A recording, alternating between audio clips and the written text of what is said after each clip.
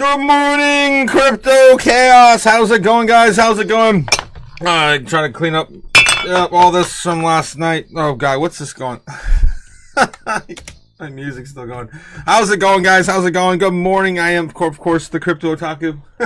Had a little too much fun last night. God, man, last night was crazy, guys. All hail the Beaver Moon. The Beaver Moon. Bitcoin sitting at 102,900.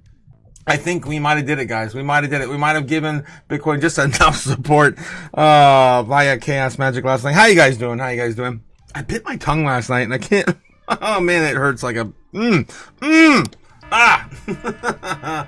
All right, so yeah, Super Danny's in the house. Best intro in crypto, says Hugo. Thank you, Hugo. I know.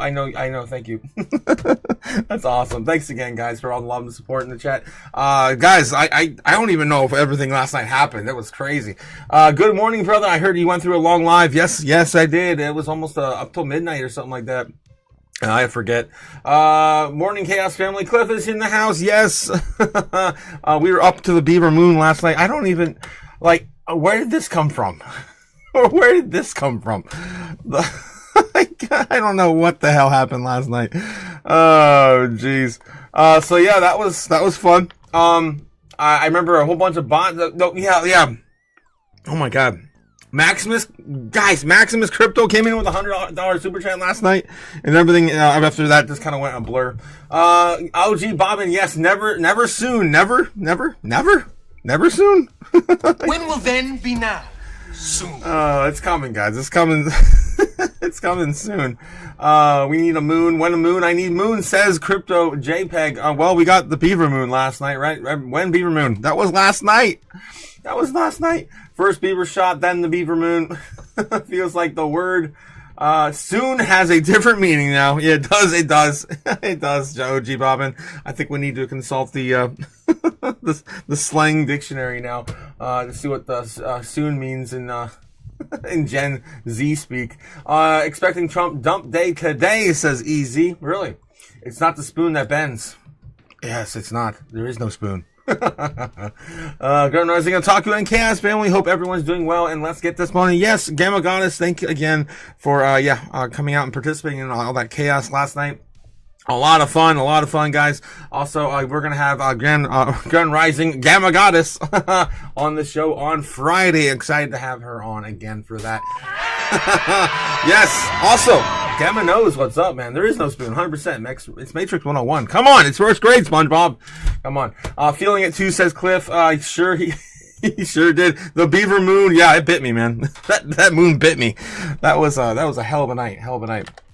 All right. Let's get into it, guys. I did see Bloomberg, believe it or not, in my drunken stupor this morning, say something interesting, though not really pertaining to our space, but it was fun nonetheless. I'll take a look at that real quick before the morning bell opens in about 5 minutes. So again, just kind of chatting up the storm before the morning bell.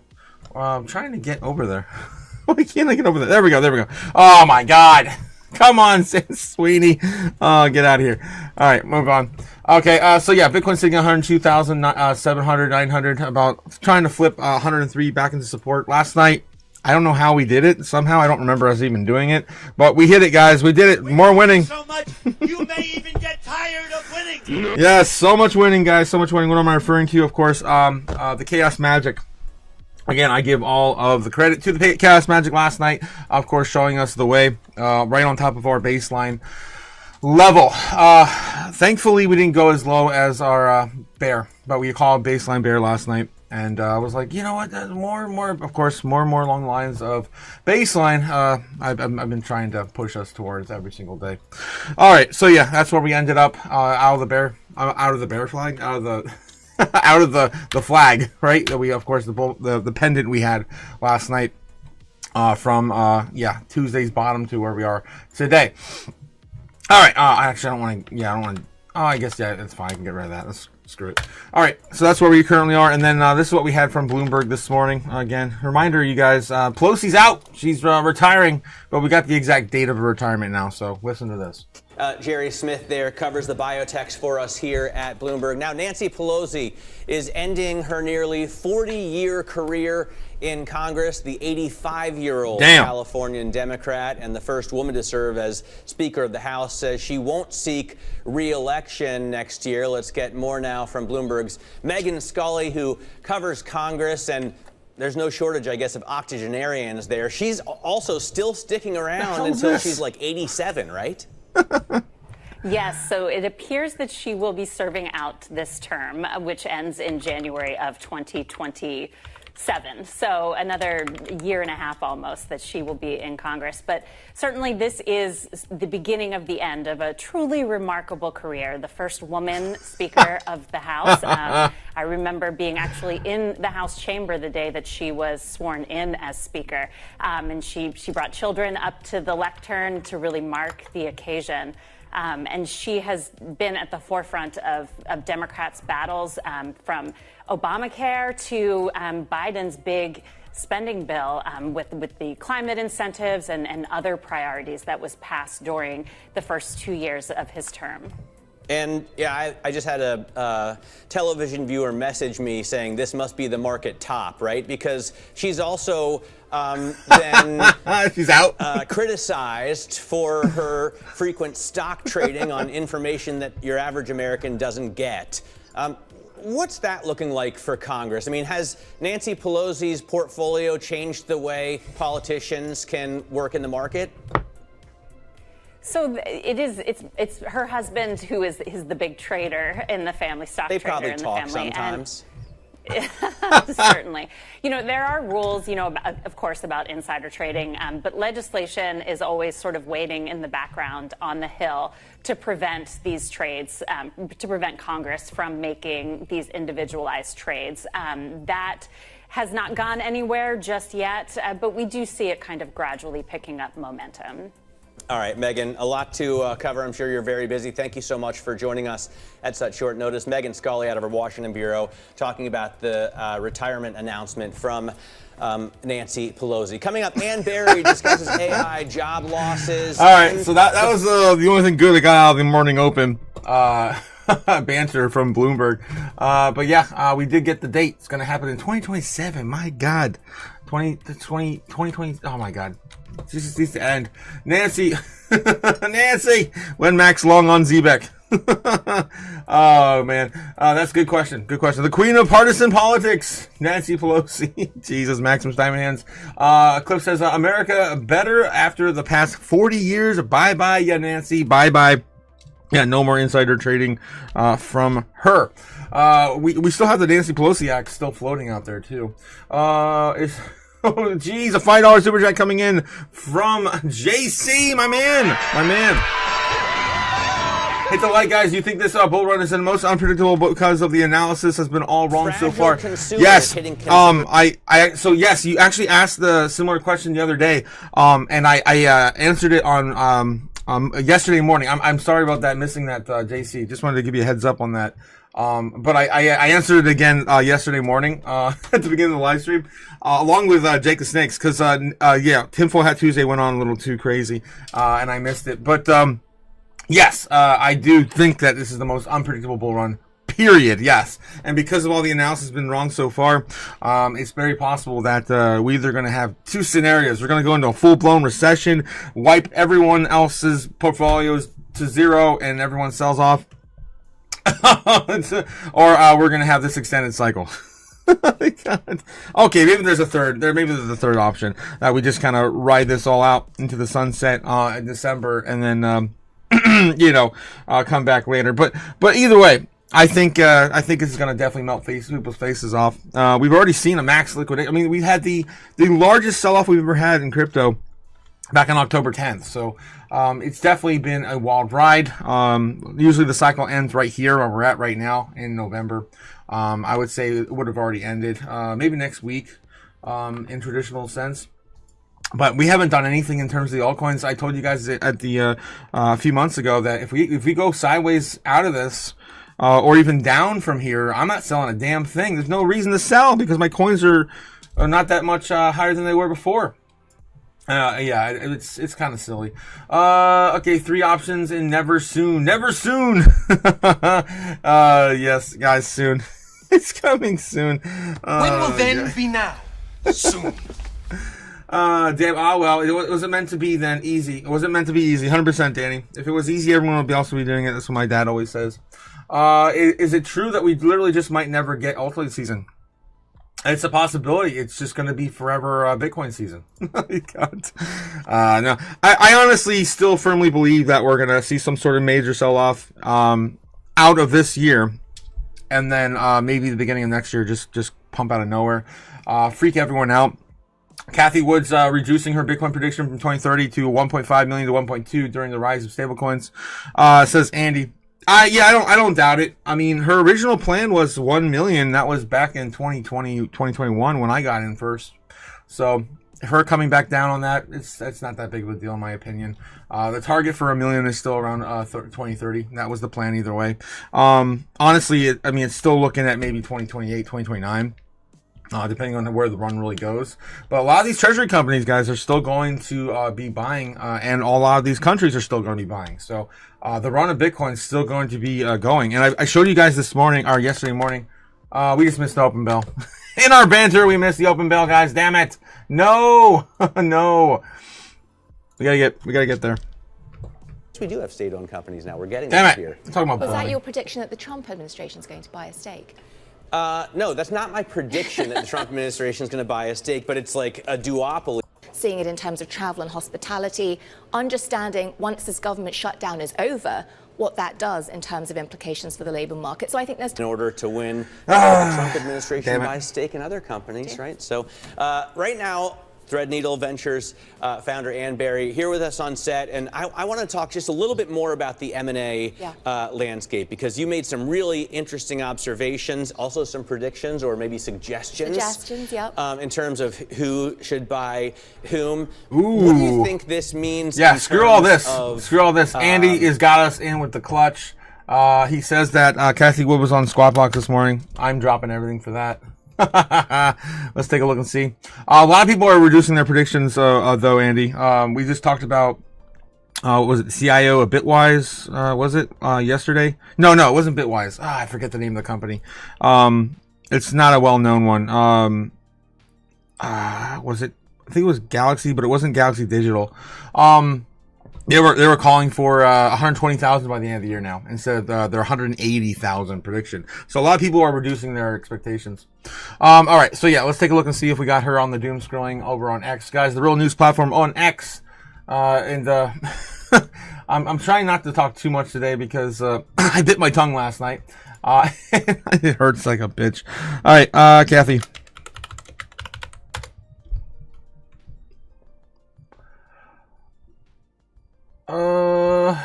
This right here, October 20th. Let's go latest. Come on. She may not be listed yet because it just occurred. Come on. Someone's got this on here yet? Nope.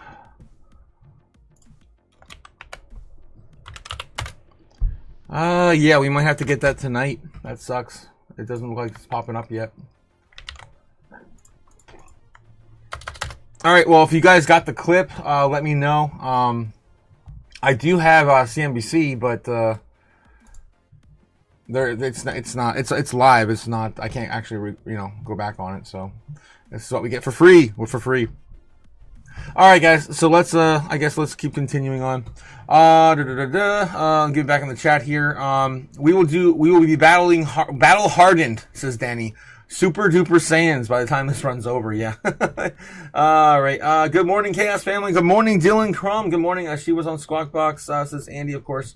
Talking about Kathy Wood. Legit, the secret to happiness is low expectations. Just low IQ. Fort Gump level IQ. Oh, God. All right. Let's continue, guys. Let's see what we got from Doomberg. What are they talking about?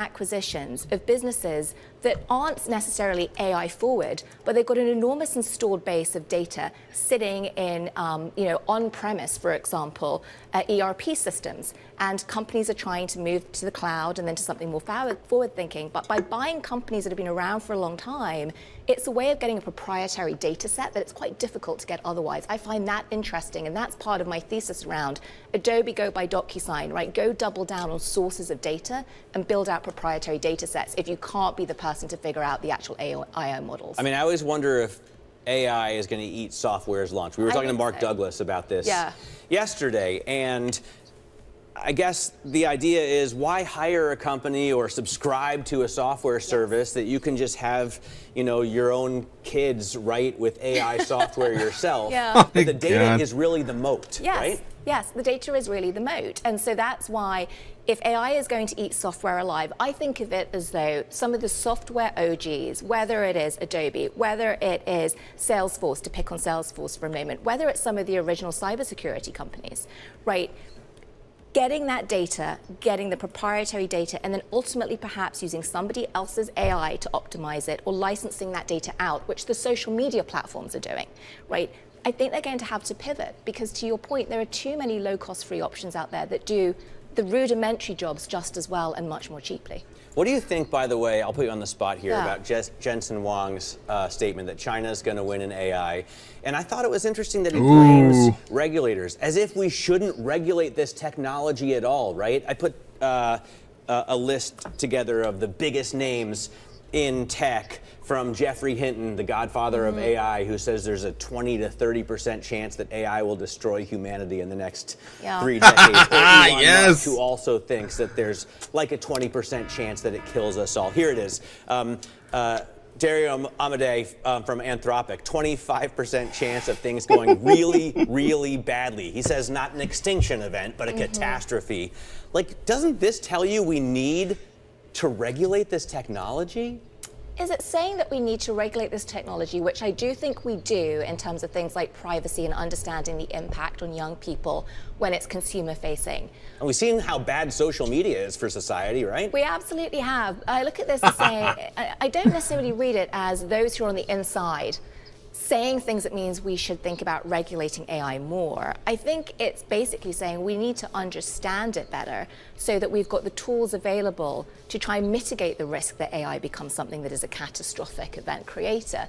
Now, for Jensen Huang's comments, 2 things that have struck me about the timing. Jensen Huang's comments that China's ahead of us and sort of blaming regulators came on the same day that Sarah Fryer suggested that the United States government should be supporting the funding of AI investments. And the word I think she used was backstop. She subsequently said, oh, I didn't mean it. I muddied the waters by using that specific term. Sarah Fryer, the CFO of OpenAI. Yeah. And so implicit there was the US government should now be propping up OpenAI's spend, which could be up to $1 trillion. I think those are 2 sides of the same coin, right? On the one hand, we've got Jensen Huang saying, we need to pull back on regulation. On the other hand, you've got OpenAI saying we should have government intervention in terms of providing the capital. And I'm not sure you can have one without the other. It's just, to me, it's so fascinating, especially after the election, right? You've got Zoran Mamdani, who wants to start maybe a couple of grocery stores funded by the city here in New York, and people railing against that so-called communist idea. Meanwhile, they think we should be buying stakes of companies in Washington and controlling the economy from the federal government? Yeah, removing the free market, get people to fall on one side versus the other of that, and that's national security. I think no one's arguing that having city-owned grocery stores is a national security policy. Where I do think the waters are getting muddied is on what does national security mean? How much does it justify government intervention? And by the way, Matt, we saw that in the hearings in the Supreme Court yesterday, right, around the tariffs and the national security argument to justify the way in which some of the Liberation Day tariffs were rolled out. I think on AI specifically, and just to go back to Jensen Huang's comments, there is a problem. There is a problem because we do have the capitalist structure that we have here in the United States that's allowed investment and creativity to flourish and innovation to flourish. But if we are now at the point where I think the national security requirement is we need to get more funding out there than the private market can sustain, And do we pull back regulation to accommodate it? I think there's a real debate that needs to be had unemotionally and dispassionately. And it's not so much doom this morning, guys. So much doom. And Leo comes with a $10 super chat. Give me money. Money me. Money now. Me a money. Getting a lot now. Good morning, Leo. Good morning. How's it going, Leo? Oh man, I'm lucky to be alive this morning after the beaver moon, man. I don't know. I didn't think I was gonna be surviving that beaver moon. That was crazy last night. All right, guys. All right, it's enough doom, I guess, for this morning. I can't believe that's coming out of my mouth. Holy hell! Low expectations, less disappointments. Yes, Danny. When you go in with low expectations, you have less disappointments. Also, yeah, we need to snuff out this AI bullshit, right? Yeah. The Forrest Gump level of all IQ. Yeah. Life's like, how about crypto's like a box of chocolates. You never know what you're gonna get. Exactly what we're dealing with crypto. Why is there so much Sydney Sweeney searches on my computer? Oh man, yeah, last night was wild, guys. Last night was wild. We got raided by bots. We had Maximus Crypto, yes. We had Maximus Crypto on the channel, donating $100 super chat out of nowhere. It was crazy. Again, a shout out to Max. You guys didn't check out Max's channel. If you guys don't know who Maximus Crypto is, you're doing yourself a disservice. You need to spend some time over there and do some deep dive, especially if you don't understand our space just quite enough yet. All right. So yeah, we got Kathy Wood.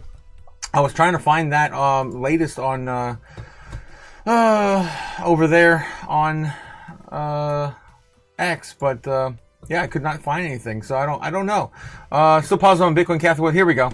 Joe Z over on X says Kathy Wood's cutting her price goal for Bitcoin in 2023 from 1.5 million to 1.2 million. Appearing on CNBC, Wood stablecoins are going to get more popular than she thought, and presenting some competition. And then yeah, that's what she's moving her prediction, her goal, or stake on that. All right. Let's take a look and see what else is going on in CNBC and Fox Business. CNBC talking about quantity. Tension is what I was going I just think it's a great company. Because you were very enthusiastic this about is packaging for semiconductors. That's exactly what you want in this market. That may be. It's like owning Cadence, but without all the stuff that you can't understand. Yeah. By the way, speaking of, well, what? I don't know, semiconductors makes me think of GPUs, makes me think of AI, and then makes me think of our conversation that we had towards the top of the show. Oracle shares are down 2.5%. Oracle down 2.5%. Well, you killed Oracle. I didn't kill it. All right. More bantering from an old man. Crazy old man. All right, moving on. Fox Business on break. Let's take a look at the actual metrics right now, guys. Let's see what's going on with our space. How's it going with stock market this morning? Opening today in the red. Yep, still stuck at fear at number and 30 in fear. Now, last night when we did the live stream, I do remember. It's hard to remember last night at all, but I do remember we did flip back into. Was it just normal fear? Yeah. I'm pretty sure we flipped back to normal fear. Not quite neutral yet, but we're getting close. Let's see where we are this morning. If I click on the right button. Brought to you by CoinTree. We're sitting at 27 in fear. Okay, so just 3 points lower than the stock market at the current moment. We also have the Dixie this morning. Last time I looked at the Dixie, was stuck at 100 flat. Let's see where we are this morning. Oh my God, I can't click anything this morning. Where did Dixie go? Did I lose the Dixie? Okay, there it is. 99.8. Yes, let's go. Let's break this thing. Hell yeah. 99.87 on the Dixie this morning. Free falling a little bit in the overnight markets. I remember saying something about that. We might lose it in the futures, and it looked like we did last night. Coming back up to try to retest 99.9 back into 100 on the Dixie. All right, let's take a look at Bubbles. How's Bubbles hanging out and doing this morning? Yesterday was awesome. At the end of yesterday, we had pretty much all green in our space. So we're coming back down now on the day. We're only down we're up actually 0.3% on the day so far. So yeah. I guess again, still early, guys. We got about a couple hours till intraday trading really begins here in the United States. But yeah, we got Zcash up 18%, ICP up 33%. We just had a big pullback on Zcash actually yesterday. So yeah, I guess it still wants to run. Now sitting at $545. Oh man, yeah, the run might be over for the year, guys, if Zcash continues to climb. This narrative that usually goes into Zcash towards, or not Zcash, but anonymous tokens at the end of a bull cycle usually is not a good sign. Okay, what else we got here? Anything else big moving? ICP up 33%, Dash up 17%, XTZ, is that Tezos? What? Is that Tezos? Holy hell. I might have a bag of that somewhere I forgot about. I don't remember. I remember, yeah, in the bear market having a big bag of that. That's crazy. That's crazy. Yeah, still sitting at the bottom though. Still sitting at the bottom. Even after the little breakout right there. On XTZ. Trump token's also up 7%. Oh my god. Kill it with fire. Kill it. But yeah, it still lives. It still lives. Trump's token is supposed to be getting an ETF as well this month. Probably not going to happen. Actually, it was supposed to happen last month. Probably still not going to happen with the government shutdown. What else we got here on the day? On the top 200. Let's take a look at the top 200. Soon is still going. We talked about this last night. It seemed like it was some sort of a bridge or interoperability between different blockchains. Where we did a little bit of a dive on it last night. Just a quick little dive on that and Giggle. Giggle is a meme coin out of BNB. No surprise there. Still going up on the day. 40% up now on the day. Soon's up 66% on the day. And AIA... D-Agent AI, yeah, up 150% on the single day. This thing's only, what, 2 months old? Not even. A month, it'll be a month old today, actually. Yeah, tomorrow. It'll be a month old tomorrow. Oh, at least in that listing, anyway. What else we have here? JC coming in with a $5 super chat. JC, why your live cannot rewind? I don't know, man. It's weird. I've been trying to fix that for a year now. When I get a phone call and I miss some of your live, it won't allow me to go back. That sucks. That sucks. Yeah, I wish I could figure that out. I think there's some sort of limitations on my streaming platform. But because you asked again, I will attempt to do something about it. Yet again. I'll say that for the end of the show. Thanks again for that super chat, JC. All right, I'll take a look at that. Yeah, Tezos was a great chain. I have like $100 worth as Maximus Diamond Hands. Just in, Michael Sarah says Bitcoin is on sale right now, says the Amagoddess. Of course. Of course he would say that. Samson Mao would also say too, guys, we're still only at 0.1 of $1 million Bitcoin. All right. So anything else? Big movers here. We have Humanity Code token. Not my favorite project either. Down 58% on the day. That's crazy. That's a crazy drop. Huge drop. Bart Simpson. Wow. From last month. Almost a full Bart Simpson from the 22nd of October. Maybe a little lower actually.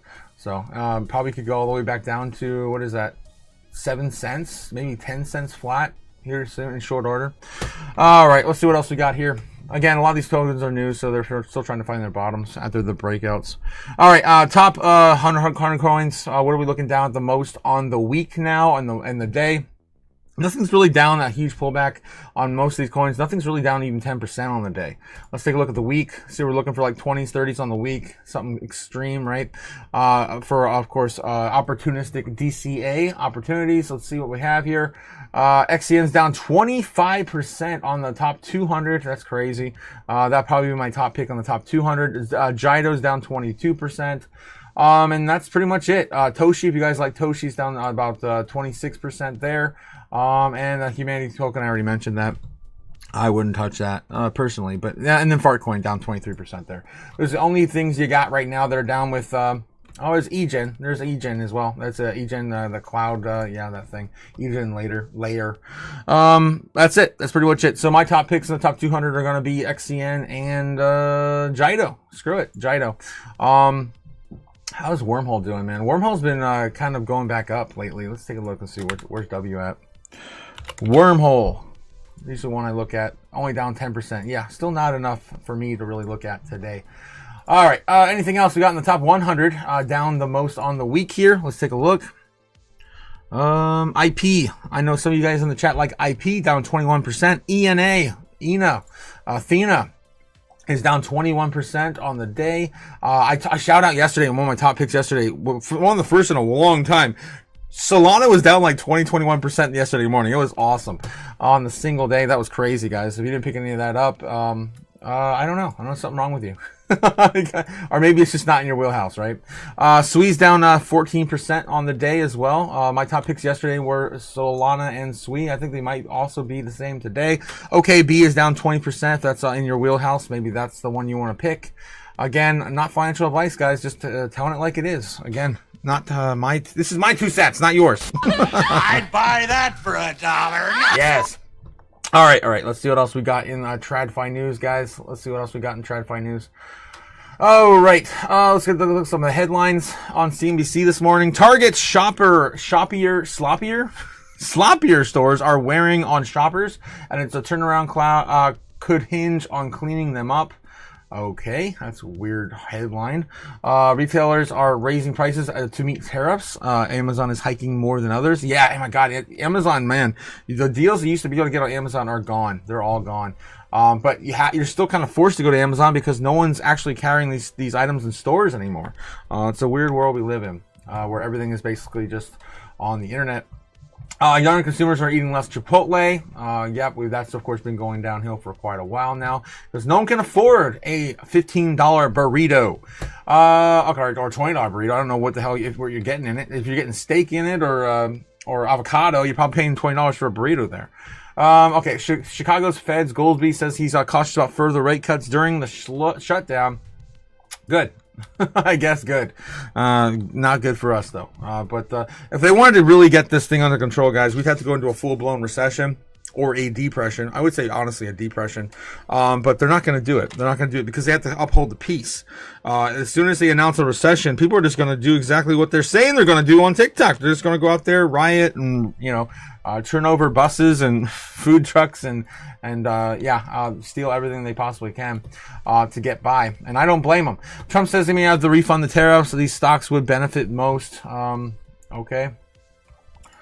We can take a look and see what stocks are referring to. But yeah, Trump may have to refund the tariffs. We were talking about that yesterday with the Supreme Court ruling a lot of this is unlawful, the way he's been doing tariffs. But I think he's going to find another way around it either way. I can't go in there because it's a pro article. Nancy Pelosi won't seek re-election in Congress. We already mentioned that in the open. Oh, and we also have Kathy Wood right there in the front. Kathy Wood trims her Bitcoin bull case on stablecoins, taking some market share out of Bitcoin. Of course, we already saw her target on that. Thanks again to Andy in the chat for shouting out, that information. Why Thanksgiving shoppers might get shock from seeing turkey prices this season. Damn, and it just gets worse. It just gets worse for them. Holy hell. Do they ever get a break? I feel it, man. I feel it. If you guys, of course, were here with me last night, I of course, kind of just shared some of my my after the live stream doom scrolling with you. So usually when I go to bed, guys, I usually sit in my bed and I just kind of scroll through the TikTok and some of the YouTubers I like that covers the doom coverage from the shoppers, the consumers, the order prescriptions, the average. I'm not two sure what SSRIs, an anti. Why where's that playing from? I have nothing else here to play. But yeah, I cover that. I look at that pretty much every single night before I go to bed. And I showed you guys last night. I mean, it's not slowing down. People on TikTok are fed up. They're pissed. They're about ready to go and just take what they want because they can't afford anything. The average consumer, what I call upper poor now, middle class, upper poor, is they're feeling the heat. And Thanksgiving is going to hurt for, I think, a lot of families. All right, Thanksgiving dinner is going to cost more this year because of the surging turkey prices. Retail prices for turkeys are up 25% this year. Wholesale prices have risen as much as a triple that percentage. Bird flu outbreaks have cut supply of turkeys sharply as well. That's insane. That's insane. So yeah, it looks like Per Dining University model predicts that the average retail price of a turkey will approximately be $2 per pound in November, which is 25% higher than a year ago. A 15-pound bird could cost consumers about $31. Damn. some people, that's all they have, right? You know, that's all they have for a big meal like that. Peloton recalls 833,000 more bikes. Okay, good for them. CarMax stock falls by 10%. CEO is down. Retailer releases weak outlook. Guys, car sales are down. Repo is up. Actually, if you guys were part of the Discord, again, links down in the chat below. I do remember sharing this. There was this little thing on the repo, which is insane. Look at this, guys. This is crazy. Look at this. The repo. Overnight purchase agreements, total securities. Wow. Billions of US dollars. Yeah, coming in. And I've been telling you guys all week, over $50 billion has been printed this week just to pay, just to bail out some of these banks that just can't, they don't have the liquidity for these repossessions. Yeah, you can go all the way back to 2021. This is insane. This is insane. So yeah, I expect quantitative easing. As Maximus Diamond Hands in the chat here over on Discord says, sneaky quantitative easing on the repo. Nice. Yes, shout out to Maximus Diamond Hands. All right, guys, of course, if you want to jump over to the Discord, don't forget to go, again, the link's down below. Read the rules page, agree to it, and then also just click on the little icon right here to react to Enter the Chaos. All right, guys, enter the Matrix. Get out of the Normieville. All right, moving on.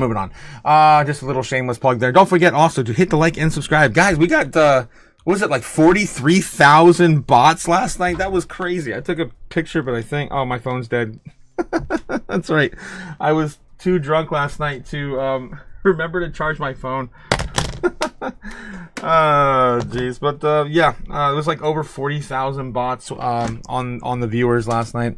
And just trying to recall some of what happened last night. I remember asking you guys, I put a poll up and asked you guys if I should stay or should I go.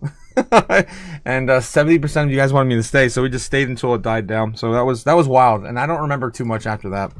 All right, okay. Here are Thursday's biggest analyst calls: Apple, Nvidia, Caterpillar, Qualcomm, Robinhood, Snap.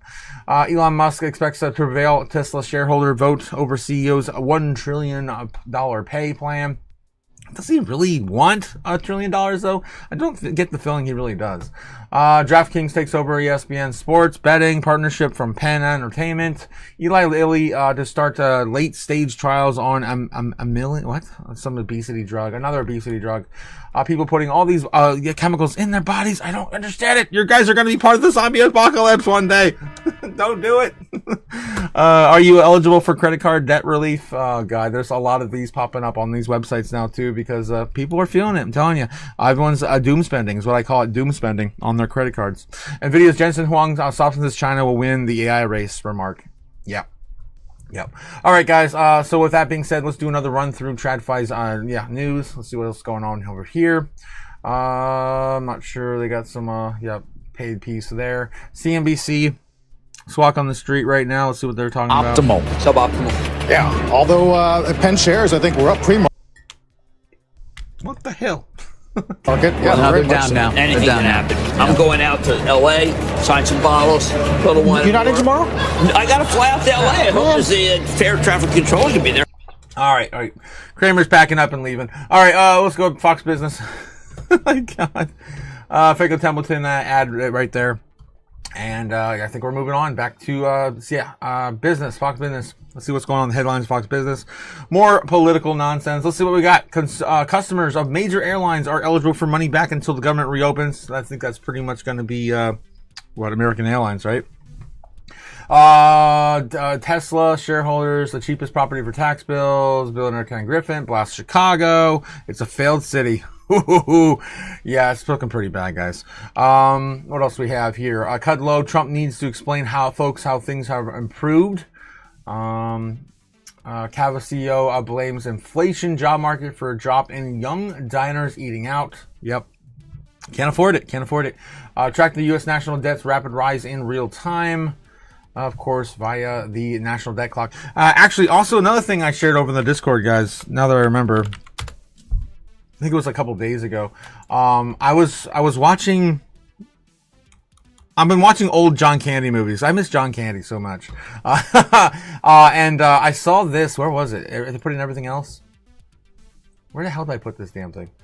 Over there on the chat, on the Discord server. It probably wasn't trading, maybe? No, maybe it was crypto news. I don't remember where the hell I put it. But I did find a picture of, was it AI and robots? Where the hell did I put this damn thing? Ghosts and stuff?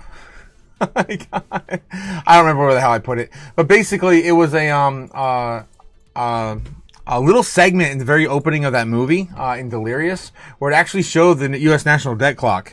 And I was like, holy shit. And it was only $3.02 trillion back in 1991 or 1990, I guess, while they were filming that movie.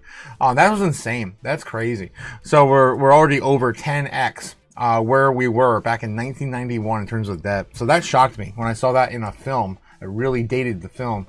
Fetterman breaks the Dems over shutdown as a sad political spectacle drags on. Damn. Yeah, wow, look at that. Look at that, guys. Fetterman might be flipping Republican. This is so he's from Pennsylvania, I believe. Elections, particularly in New York City, the question is, oh my God, why does it keep jumping? Now going to be, that was kind of my next question. I mean, you've become known, I think, as a common sense senator. I hope you'll agree with that. And now the question is, I mean, the CR itself runs out. If you ever passed it, it runs out November 21st. So a lot of people are speculating, Senator, that there's got to be a new CR because you're going to have to extend it past November 21st, which is, what, a fortnight away. So are there 5 Democrats that you think would vote to do that, or is this thing just going to go on endlessly? Yeah, like that's my concern. I mean, this thing it would expire on the 21st, and now here that's so I'm not sure, but I just want to remind everybody, we are waiting on five of our colleagues to reopen this government, and this was a Biden CR. This isn't a very partisan CR. Actually, we've all voted on this many times to ratify it. Now, on my 4 times, I voted to reopen our government, and now I'm not sure how that's going to change. And now, for me, as a Democrat, the reasons why I'm very committed to keep our government open are fighting for really what's part of the core and the people that I think our party all should be protecting and fighting for, to just open this up, because it's a sad political spectacle at this point. And honestly, I'm embarrassed, and all I can do for people that have been caught in the middle of this is just other than to apologize for it. Damn, it's crazy, guys. It's crazy. Yeah. So John Fetterman's new remarks. Yeah, I mean he's been going more and more, I think, to the right every single day. Yeah, calling for his fellow Democrats to vote for this damn thing and get the goddamn government open. Jesus. Right, Trump calls Miami a refuge for those fleeing New York City communism. Yikes, man, this is getting crazy. Again, obviously we're on Fox Business, so we're going to be leaning a little bit more to the right. Election anxiety triggers 100 million. Wave of New York buyers heading south. 100 million, wow, $100 million wave of New York buyers heading south. Economic concerns drive voters in election races nationwide. Again, take this with a grain of salt, guys. Don't believe everything you see in these headlines, of course, on this news outlet. All right. I think I'm pretty much all caught up with the TradFi news. Let's get back in the chat real quick and then head over. I think it's about ready. Yep, it's time for us to get into crypto news here next. All right. All welcome the King of Ohio this morning. All welcome. All hail the Jake King of Ohio. Jake the Snake. Jake the Snake. The keeper of wrenches, the painter of lead pipes, the igniter of dumpster fires. Jake, my poor snake, man. Thanks again for coming out, Jake. Again, I'll live the king. Man, there's so much I gotta clean up, man. I made such a mess last night. Guys. Anyway, I need to shill harder. Yes, I need to shill harder. Long live the King of Ohio. Guys, don't forget to hit the like and subscribe down below. Of course, Jake the Snake reminded me every single day. I appreciate it, Jake. I appreciate it. Jake the Snake telling some members in the chat that I believe you qualify as upper field peasant. Dylan Crum, yes, part of the upper poor. We are all upper poor now, guys. There is no middle class. I only call them upper poor. Yes, Shilly. Thanks, Nabs. Thanks again, guys, in the chat for all the love and support. Drained the battery last night. Yes, the Beaver Moon. I killed my phone last night. There's no upper poor, only freaking poor, says Strawberry Dragons. Yes, our favorite flavor of dragon. Yes, only freaking poor. This isn't the right market for buying dips, my peeps. Oh no. Yeah, we need a bear market, right? A real bear market. Not a mini bear market we see right now. All right, guys, let's get back over into crypto news. See what's the cat dragged in today. Let's jump on to how about Bitcoin.com news first. All right, Bitcoin price watch range trading persists as bulls and bears face off. Yes, now we're still stuck around again our range right now, albeit very small support level. We hopefully will be building that up today. Let's take a look at that where that's at actually right now. $100,000 last night was building support. That's going to be our bottom, and our top's still sitting around 112,000, right? So same thing it looks like today. Actually, bigger level support now than it was last night. As you can see, it's already started building those key levels up for the bulls. So hopefully a lot of this pain is going to subside maybe into next week. We have to go, of course, play in this range for at least 2 weeks to consolidate and build another layer of support. All right, so yeah, we're getting even tighter in this range now. Holy crap, guys. It's been a while since I played this one. Go. Tight. Yes, tight like a tiger. Yes. Really? Yeah, like a tiger. Yes. Sound like a tiger blood, man. Winning. This could be a good omen. All right, so we are getting tighter up here. The bears are setting up shop now at 105. Wow, 105,000. They're holding up there. We are building support down here at 97,000. We don't want to see us go down that low, but that's where we're currently sitting at. Again, a little bit of support left at the $100,000 level. Still loading in today from losing it the other day, right? And 112 is still our top. It's still our primary top, but we do have this building right now that's going to get us tighter in this range. So yeah, right now we're stuck between 97 if we go down that low, $98,000 Bitcoin, where we did wick down just the other day, to about 105 flat. Yikes. So yeah, let's take a look at that on the chart. 100,000 flat. We can still bounce up there a little bit, but all the wicks. If you go down the 1 hour, these wicks, guys, they didn't last anything. Maybe like 5-10 minutes at most. Let's see if I think the 30-minute. Yeah, this one lasted at least 30 minutes. This candle here. All these other ones didn't even last 30 minutes. 10 minutes or less. So yeah, we did come back down there again. Anyone who bought that down there, you would have had to have orders set up for quite a while in order to get some of that on the low. That would have been 98.8 on Bitcoin. All right, so that's still going to be probably our again next layer of support. If we do not bounce off 100 flat again. All right, so that's kind of where we're at. Yeah, 100 flat right there. And then 105,000 is up here, right about here. Which is crazy, guys, because I called that last night. Again, we were going to come back up here and retest this one time on our baseline target and then fall in the morning open. I was hoping for a swift recovery, though. I was like, yeah, then we do this. I guess that could still happen throughout the day. Again, it's still early. We have about 2 hours until intraday trading here in the United States begins. So maybe we test some of these lower levels. Maybe we flash crash back down to 100,000 flat to get the ball rolling, and we continue this trend up to the upside just to kind of continue the day, right? So that's where we're at right now. That's kind of what we're dealing with. All right, moving on. Let's get into some news. Let's find some news. Keep dilly-dallying around on these charts. Okay. Okay, so CMT Digital closes $136 million fund to back next phase of crypto adoption. Future raises strategic funding for build Swiss Bitcoin treasury platform. Bitcoin holds key support amid ETF outflows and policy uncertainty.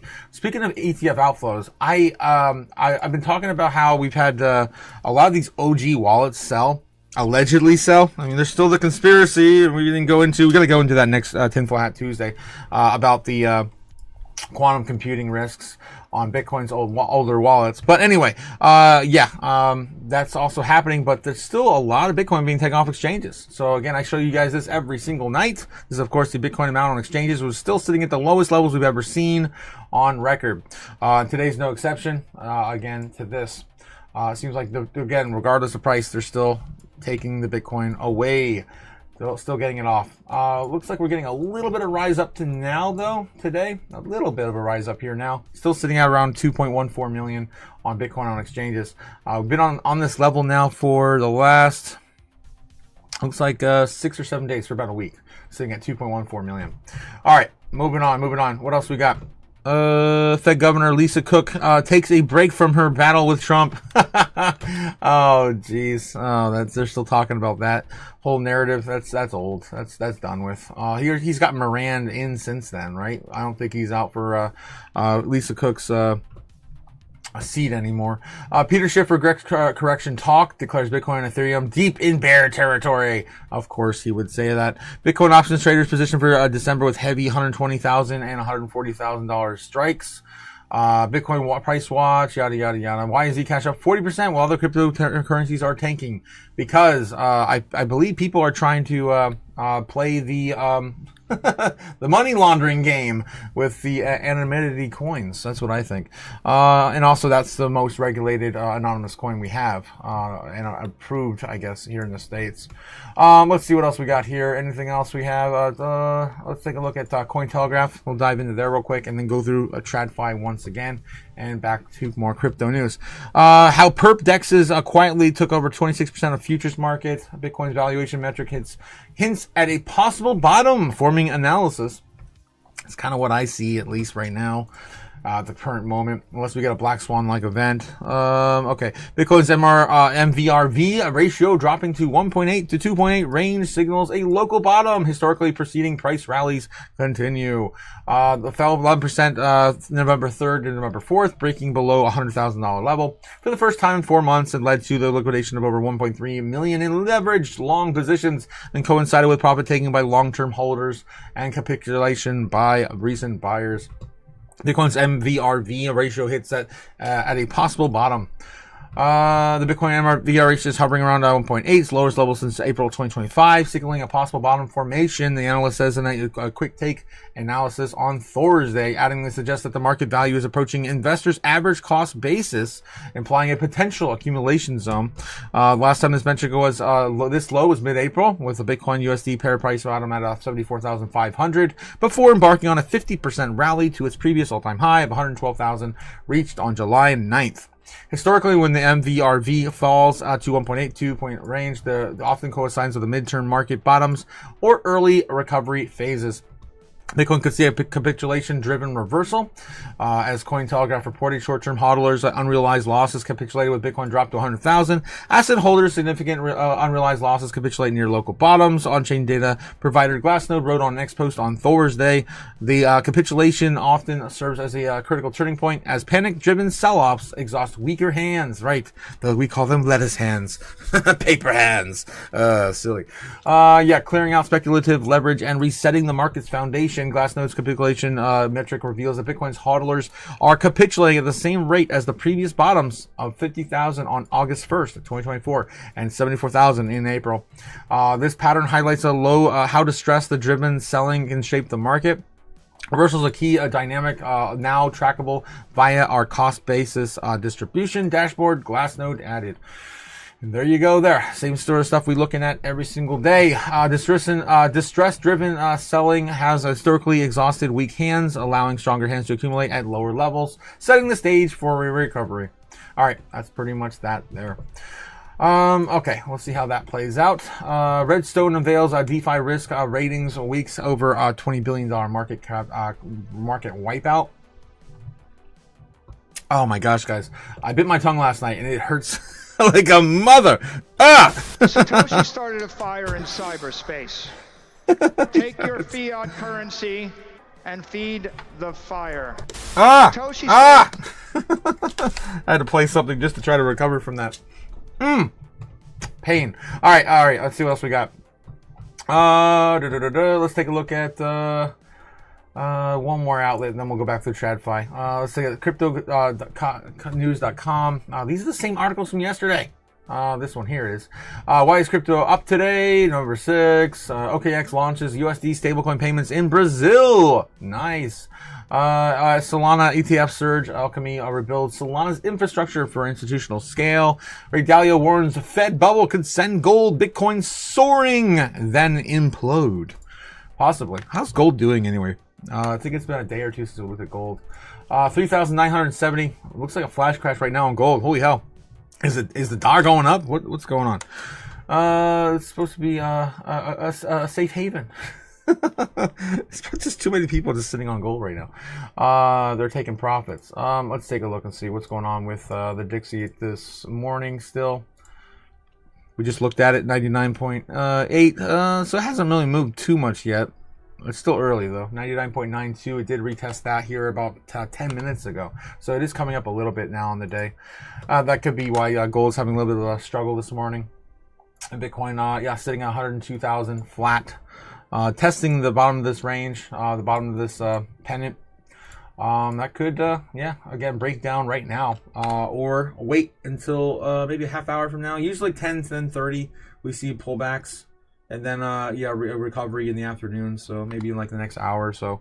If it doesn't break down right now, it'll break down an hour or so. And then find a place to shoot back up. My guess would be 101.5, 101 flat, something like that. If it does break that trend line within the next hour or two. All right. Okay, what else we got? Ray Dalio, yes. Ray Dalio calling for the everything bubble to crash. Everything. Just like Robert Kiyosaki. They've been talking about this everything crash, right? Ray Dalio has issued a stark warning that Federal Reserve's decision to halt quantitative tightening marks the beginning of a dangerous cycle of stimulating into a bubble rather than responding to economic weakness. The billionaire investor Bridgewater Associates founder argues that the Fed shifts from balance sheet reduction to expansion represents a classic late-stage debt cycle dynamic that could drive gold and Bitcoin dramatically higher before an inevitable collapse. The Fed announced that it would be ending quantitative tightening QT effective December 1st, 2025, transitioning to a balance sheet maintenance of $6.5 trillion while redirecting agency security into treasury bills rather than the market-backed securities, mortgage-backed securities. Dalio views this as more of a technical maneuver, and officials describe it particularly as a shift occurs alongside larger fiscal deficits and strong private credit creation. Meanwhile, the SP 500 earnings yield a 4.4 barely exceeds the 10-year treasury yield of 4%, leaving equity risk premiums at a razor-thin 0.4%. Yeah. And nowhere near where you need to actually save, and save into purchasing power, right? You need to make at least, 10 to 15% to defeat, the amount that inflation is taking away from our purchasing power on the US dollar. Historic reversal from depression stimulus to bubble fuel. Dalio emphasized that the previous quantitative easing deployments occurred under fundamentally different conditions, characterized by economic contractions, falling asset valuations, low inflation, and wide credit spreads. Meanwhile, the current environment features the opposite. Stocks are hitting all-time highs. The economy is growing at a rate of 2% annually. Unemployment is just 4.3%, and inflation is running above Fed's 2% target at over 3%. All right, so yeah, stimulus episode, Great Depression. I like this stuff. This is a lot of doom. This is a doom chart if I ever seen one. Ray Dalio put this one out. Great Depression, real GDP 10%. Damn. We're looking at what is this today? 2.1% positive. Unemployment rate 4.3% positive. Inflation 3%. Yeah. That is a lot though. The Great Financial Crisis was only 3.7%. We're already at 3. Cynically adjusted PE ratio. I don't know what this is actually. I'm trying to think what this is on top of my head. PE, what they're referring to. Credit spreads here 1%, and the government debt to GDP 118%. Yes. And we're not the only one. We're not the only ones, right? Guys, it's been a while since I actually showed you guys the world debt clocks, right? And Japan's sitting still around what, 300%, 280, something like that. 294 now. Damn, Japan did get this down to 285 this year, and then it just came back with a vengeance. But it was over 304% last year on Japan's debt to GDP. Right. So yeah, America right now is self-reporting, I guess, 96% negative debt to GDP. China's at 87. Germany's at 74. You guys get the idea. Everyone is in debt to their eyeballs. It's all just borrowed money floating back and forth. All right. Boom and bust. Boom and bust. Classic big debt cycle, late dynamics. Okay. I think we already read into all this doom here. I love it. It's just going to keep going on forever. There's a lot of stuff here to cover. Anyway, we got to go through TradFi again, make sure we're not missing anything breaking. Looks like Bloomberg's on break. CNBC. What are we talking about? Charles Schwab, Bitcoin. Ooh, let's see what we got. For most people, they're not actually going onto the blockchain to spend or use Bitcoin or other cryptocurrencies. And so for them, the exchange traded product is a safe and comfortable way for them to invest. All that said, we will get into spot crypto, and we plan to do that in the first half of next year. And we're thrilled about that because we know we have lots of clients who have the vast majority of their assets at Schwab, but are holding some at digitally native firms and keep asking us to launch this so that they can bring their crypto assets to us. And we're thrilled to be able to do that. Yeah, I mean, I'm so curious to see how that pans out. What are you seeing overall in terms of investor enthusiasm for this market right now? Incredible level of investor engagement. We continue to see record levels of trading volume, interest in markets. And the retail market has really led the market all year, buying dips, and they've been right. And I think ahead of maybe some of the bigger institutional investors. So very engaged set of investors and also interested in a whole variety of things related to their wealth. I think one of the things that we're helping clients address is the growing number of concentrated positions that clients hold and the tax burden that comes with that. So we were having an increasing number of wealth conversations with our clients about how to navigate that fortunate situation they find themselves in of having a position that's become a big part of their portfolio. Yeah, I mean, on that, there's been increasing bubble talk, right? Comparisons to some other periods of history where the valuations got so extended. Public market, also private market, Rick. How do you protect your clients from something like that now that you're taking them into these big private companies that also, we were talking to David Costin of Goldman Sachs this week, and he was saying, bubble, look to the private market, not public. There's a couple ways we try to help our clients navigate markets.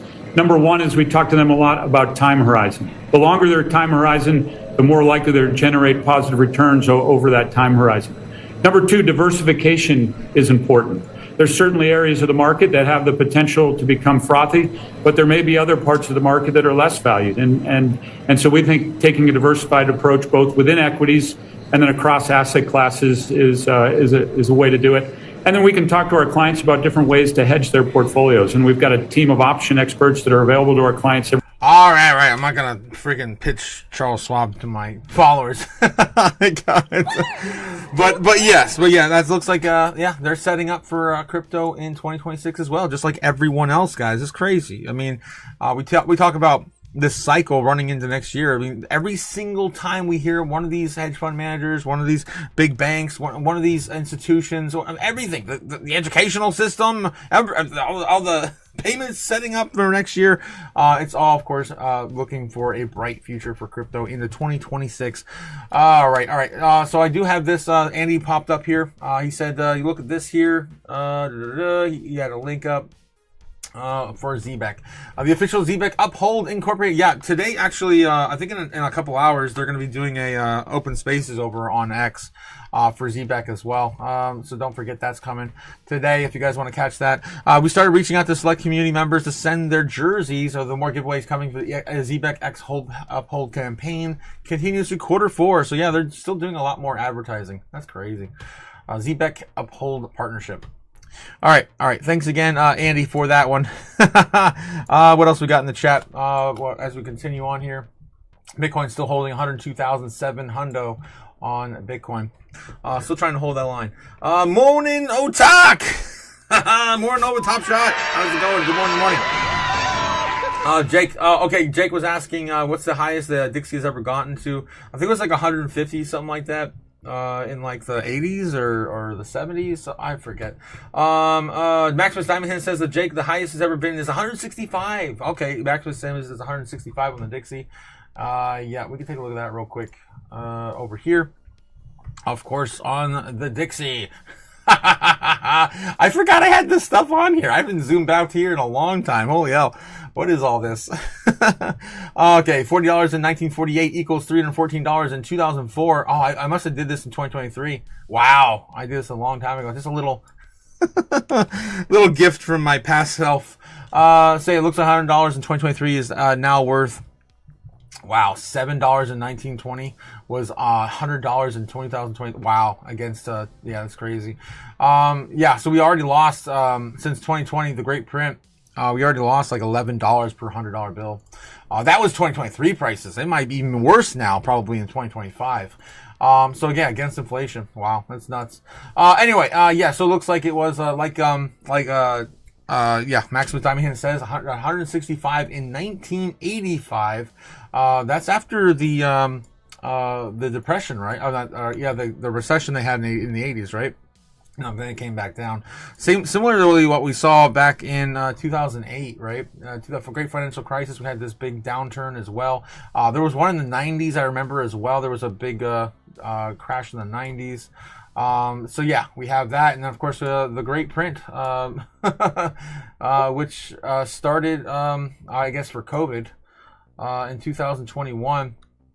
That got us up here, though. I don't know how the hell we even got even. I guess because the whole world had to print money. We were still probably the best of all the other paper fiat. That got us up to 115 on 2022. And yeah, we've been, of course, going back down the downtrend since. It is holding up, though. The Dixie's still holding this trend. So it's been a while since I've been on this chart and played around with it. But yeah, let's see if we can ride this wave and crash it just like any other pennant. So let's do something like this on the Dixie. Going down to 81. We haven't seen the likes of 81 since, wow, 2016, 17. Yeah, that's crazy. All right, let's do something like that. At least retrace back down to 90. We've seen at least 90 in 2021. Okay, let's break out of the 90s, man. Let's go back to 89. Let's go back to 89. All right, go back to Bitcoin anyway. To 102,400 currently sitting on Bitcoin. Let's get back into the news. What else can we dig up before we head out? It's getting late. It's getting later. We're not quite late enough yet. Looks like CNBC's on break. Fox Business probably on break. They're always on break. And Bloomberg. What's this? Stocks, I can't see. Stock slide is bleak jobs spur rally in bonds. Oof, that's not good. Very much all in. Fixed income, Cam, how do we play that here? I mean, get 2-year treasuries, 3.6%. But boy, U.S. high yields really provided some really nice returns this year. All right, I'm not feeling it. I was trying to get something else to drink, but I guess I must have got burnt money in my in my water last night. Damn it! What are you, stupid? I drank all my coffee. Okay, what else we got here? How about Cointelegraph? Daily Hodl, always, of course, a good place to find some breaking news. Robinhood crypto revenue skyrockets over 300% in Q3 amid surging trading volumes. I guess that's good for Robinhood, although they don't still offer that many assets. So it's like 30 assets or maybe more. I don't know if it's even that many. Ripple lands $500 million investment led by Fortress and Citadel. Analyst outlines best case scenario for Bitcoin after Bitcoin drops below 100,000. Says it's do or die time for Ethereum. Yeah, pretty much, I guess. I don't know about that. Ripple acquires crypto custody platform Palisade. We already talked about that yesterday. So it looks like we're getting kind of a slump in news today. Let's go over to X and see if we can dig up anything else additional. We always find something great over there. Guys, doom scrolling over here. If you guys like what you're seeing there today, don't forget to hit the like and subscribe. Trying to get, of course, to 1,500 to give away more wrenches on the channel. I want to break YouTube's algorithm on moderators. That's why everyone in the chat is blue. I love handing out the wrenches. All right. Let's get going, guys, into some doom scrolling. Again, if you like the same sort of content, I'm over on X as well. Check me out over there. Justin, JP Morgan says Bitcoin has significant upside and looks more attractive than gold after major deleveraging. What? It's insane that JP Morgan would say that. Trust me, bro. They said that. Okay. Did they really say that? short version. Please, Grok. We're of course gonna get this confirmation on this because there's no context here.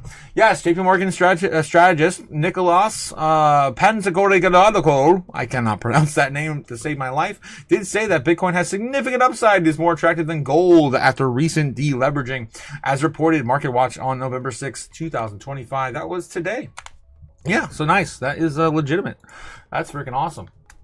Also good to see that there. I wonder if we can find an article on this. Maybe get some more insight on why they're saying this. Again, JP Morgan was not pro crypto at all up until I would say the beginning of this year, really. I mean, we still had Jamie Dimon still saying, I don't recommend people smoke, but people still smoke, and I'm not going to take away their cigarettes, so I'm not going to take away their Bitcoin either. Basically, something like that. It's ridiculous. And of course, the pet rock comments from years and eons ago, and yada yada yada. All right, let's take a look and see. Do we find anything else in the news on this? 3 hours ago, after major deleveraging, Bitcoin is now a significant more upside and looks more. Really? Damn you, MarketWatch! I'm not paying for your shit. There you go. All right.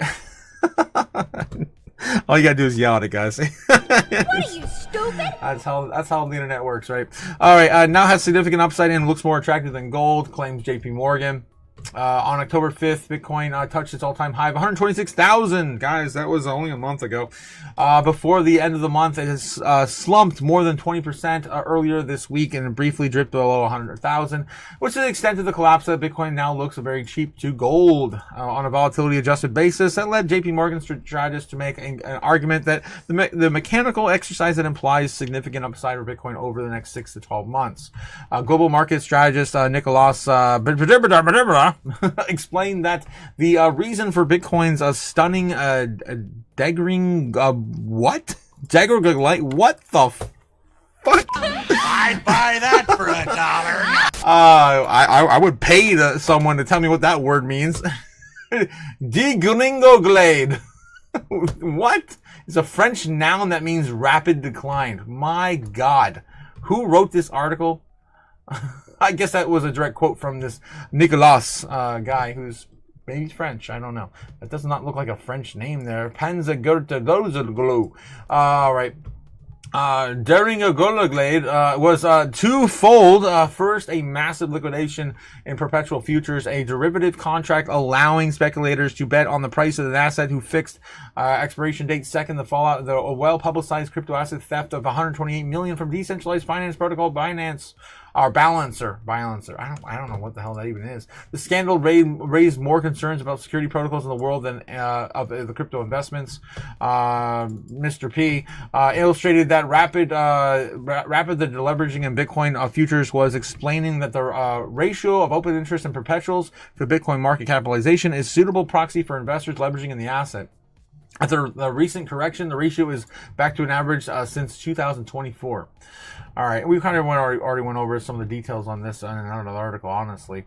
But his calculations suggest that the market cap of 2.1 trillion, the price of what Bitcoin needs to be raised roughly 2/3, implying 170,000 to match the volatility adjusted basis of 6.2 trillion of total private sector's investment in gold versus ETFs or via ETFs and physical bars or coins. The difference between Bitcoin price and the gold volatility adjusted Bitcoin for fair value on that chart there. His inclusion as having a 36,000 too high compared to with gold at the end of the last year. Bitcoin is now around 68,000 too low. $68,000 too low. All right, well, there you go. So it looks like we have a lot more upside to go, according to JP Morgan. I wouldn't want to bet on against JP Morgan, that's for sure. Breaking commercial real estate office CMBS delinquency rate jumps to 11.7%, the highest level in history. Jesus. Oh my God. It's crazy. Yeah, commercial real estate's been in a terrible decline since COVID, really, since COVID. No one wants any of these old buildings anymore because you have online businesses, you have cloud computing and everything else taking over. There's no real need for a actual physical piece of land for a business anymore. Bitcoin said, we finally got it, guys. We finally got it. This one just came out an hour ago as we were ranting and raving and trying to look for it earlier. Stablecoins are usurping part of the role that we thought Bitcoin would play. So our bullish forecast out there is 1.5 million by 2030.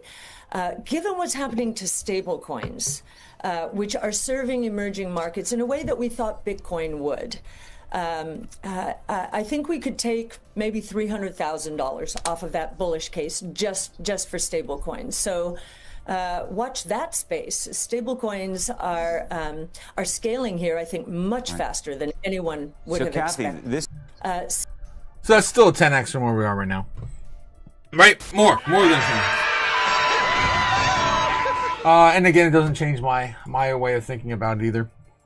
Kathy Wood, of course, has been one of my first true loves here in crypto. When I found Kathy Wood and Michael Saylor, they saved me. They saved me back in COVID. All right, Bitcoin's on sale right now, says Saylor, as some of you guys pointed to in the chat. It is definitely on sale right now.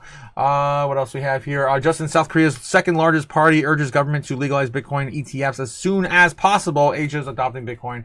It is all coming.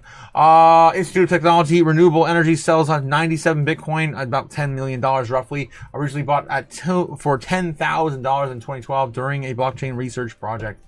Kabiloto. Okay, I guess that's what's going on there. India's High Court just gave crypto legal status. Damn, this is crazy. This is actually pretty huge because India's never had a huge pro crypto position. It ruled that Bitcoin and other crypto assets are a form of property that can be owned, held in trust, and protected under law. This gives investors protection and holds exchanges accountable in India. Nice. That's awesome. JP Morgan says Bitcoin could reach 170,000 over the next 6 to 12 months. Yeah. I guess I could see that. I think we're still going to have maybe a big giant sell-off at the end of the year. Shake everyone else out. People taking some tax off the table. I mean, I don't know. I mean, you would think that a lot of people, especially that just got in this year, wouldn't want to sell at all. I mean, I'm definitely in that camp with some of my new purchases from January, but I don't know. I still think that we're going to have a massive sell-off at some point. Maybe it's going to be right after January hits. I don't know. We did have the administration, of course, just get in this year, and it was mid-January. So some of the investments that maybe the America has made as well is not going to also expire or roll over into short-term capital gains tax until the middle of next year, on January next year. Caitlin Long, the U.S. monetary system has been controlled by the City of London as well as setting the interest rate. Jeez. EU President Ursula von der Leyen told a crowd of protesters that they should be grateful for being free in the EU, unlike Russia, where you're arrested for protesting. Wow. At that very moment, a man was arrested for protesting. You can't make this shit up. Are you serious? It's hilarious. Thank you very much for receiving me.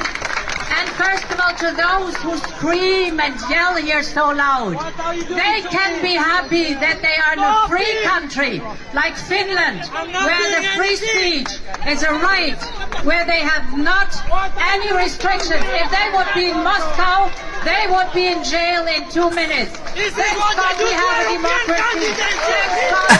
Thank God. That's hilarious. Wow. Yeah, EU's fucked. EU's fucked. All right, White House officials said Bitcoin and crypto is going to $20 trillion after passing the market structure bill. Which, I hate Vivek. I'm blocking him. I'm done with this. I'm done with this shit. No more Vivek. No more. No context. Everything is always old. I'm done with you, Vivek. I'm so sick of your shit. All right. Okay. Zbecca joins ARC testnet, who is testing on ARC. 100 institutions, including BlackRock, Visa, AWS, of course, Amazon Web Services, and Zbec. ARC, the economic AOS of the internet. Think of ARC like the internet, but the operating system for the global finance. Of course, is coming from Circle. All right. What else we got here in the chat? Spencer Phrase says Kazakhstan weighs converting part of national funding to cryptocurrency. Yes, they've been talking about that. We covered that 2 days ago, I believe. Kazakhstan also still one of the largest producers of Bitcoin mining. Wrenchonomics, says Jake the Snake. Yes, Wrenchonomics. Guys, don't forget, of course, to like and subscribe so I can give you guys more wrenches in the chat. I am so tired of these Wrenchonomics, Jake. I'm telling you, I'm gonna probably break it. I'm gonna probably break it. Outdoor Life wrenches will be delivered after 1,500 subs. I'm trying to hold strong on that, Jake. Kazakhstan's #1 capital of the world. All the other yes, all the other crypto inferior potassium crypto. I love it. I love it, Spence. Of course, I'm a bow rat reference. Yes. Grok sure can spin a yarn worse than Spencer even. Oh my god, I missed a whole bunch of this back and forth in the chat with Spence. Yes. Where's the wrenches, says Outdoor Life. Wrenches will return after 1,500 subs. Yes, where wrenches will return. Sorry, Outdoor. That was something the Jake the Snake, the keeper of wrenches has made, the King of Ohio. We're getting close though. We're getting closer to our 1,125 target. That's 25% of the way there. We are, I think, like 1 or 2 subscribers away from 1,050, right? 1,050, something like that. All right, guys, don't forget to like and subscribe. All right, fiat to Bitcoin exchanges are temporary phenomenon as fiat currencies trend to zero. Just a reminder from Crypto T, along with their exchange value. The window of time that to trade the government, cut coupons for the next global reserve currency is small and closing fast. Act accordingly. Laser eyes coming from Lisa Simpson. Oh my gosh. As of 5 hours ago, the Treasury just bought another $2 billion of its own debt. That, of course, brings the total amount they spent so far this month above $50 billion. Again, repo market is bleeding. Ethereum is an institutional blockchain. Okay. Yep. It is, yeah. It's the application layer of the internet. All right. Yeah. Breaking Trump officials are hiding inside military bases. Something big is coming. Oof, something big is coming. Well, we already know they're definitely starting to test nuclear again, which is concerning. We haven't done that since the 80s, I think.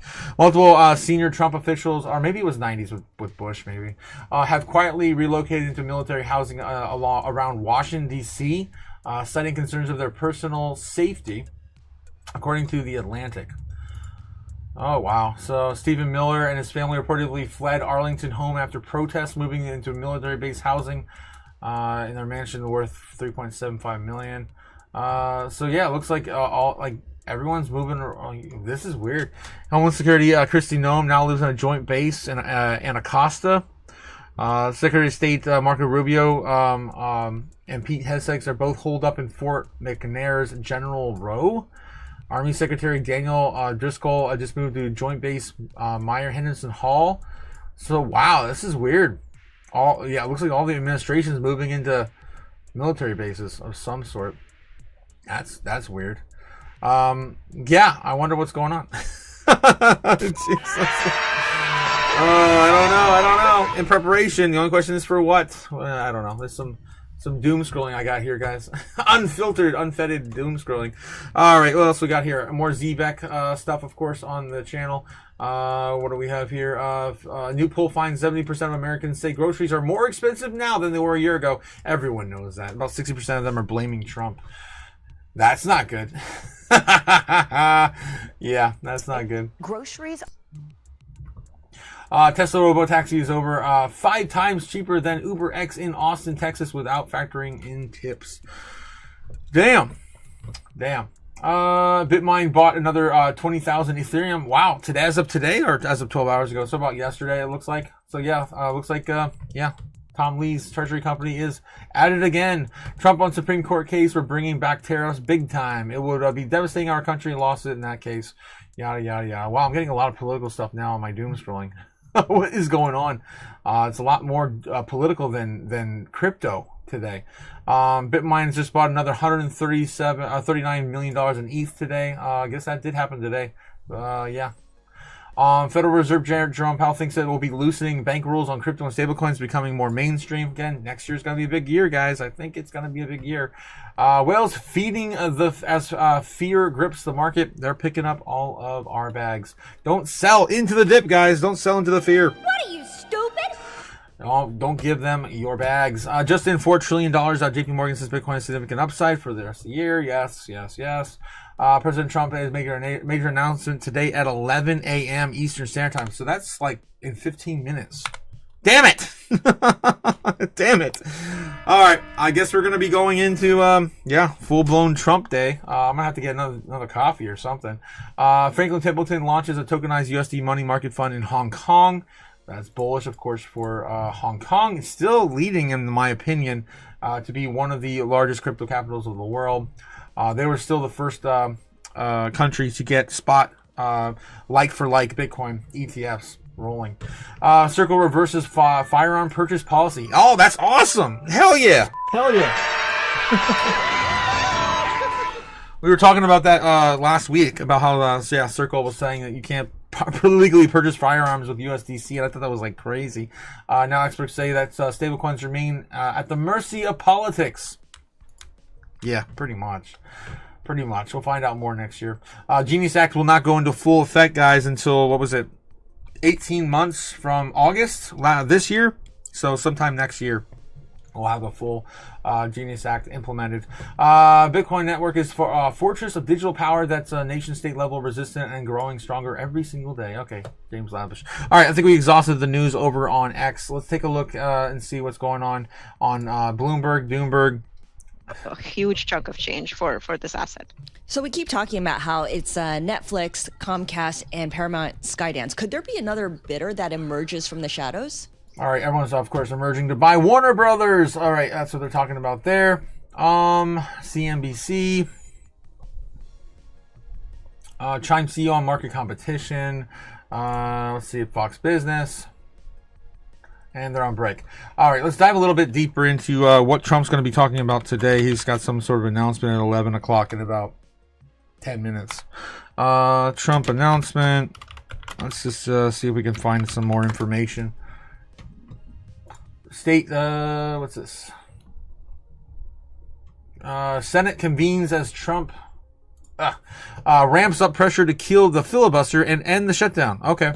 So he's still trying to kill the filibuster. So I guess the problem with that is, I guess for the Republican Party anyway, is if they kill the filibuster, then it could also come back to kick them in the ass if the Republicans lose 2028's election, right? So that's kind of what they're, I guess. Maybe he's gonna actually do it.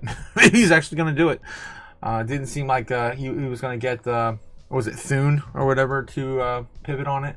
Trump says the election puts shutdown pressure on Republicans, but wants to end the shutdown now. Of course, he doesn't want to wait for these 5 or 6 individuals to vote yes for the new funding bill to fund the government out of the shutdown. Trump long fixated on the fat drug to announce the deal to lower its price. Any other updates on this? Makes an announcement. So I just gonna have to wait on this, guys. Damn it. I'm gonna go make a coffee here in a second. I can't. Jeez. Trump makes an announcement on lowering drug prices. These are all old ones. This is C-SPAN. So yeah, live at 11 o'clock today. Sign in. You have to sign in. Do I have to sign in? I'll just go, of course, probably get it for live from Bloomberg later here in about 10 minutes or so. All right, how you guys doing in the chat? Let's catch up with you guys in the chat. Outdoor says, Iowa sub before you hit 1,000. Outdoor life. Shh, don't tell anyone. Don't tell anyone. Especially the king. Don't tell the king. Just take it and run. Just go. God damn it. Jake didn't see nothing. All right, moving on. Yeah. Oh no, I would be the worst wrench Toshi ever. God. All right, let's see what CNBC. What do we got? John Najarian. I don't know these people. Oh, it's probably a commercial on CNBC. Fox Business. Patreon. I don't know this again. More. We're just waiting for Bloomberg at this point. All right. Well, what else can we get into? What other more trouble can we get into? Let's just look at the chart to see what's going on with some of our favorite coins. Maybe the bubbles. 101,500 in Bitcoin, coming down now to meet this key level. I told you guys they're probably going to sell off right around 10:30, 11 o'clock, and break down from this pennant. Did we actually break the pennant yet, or we just retest it?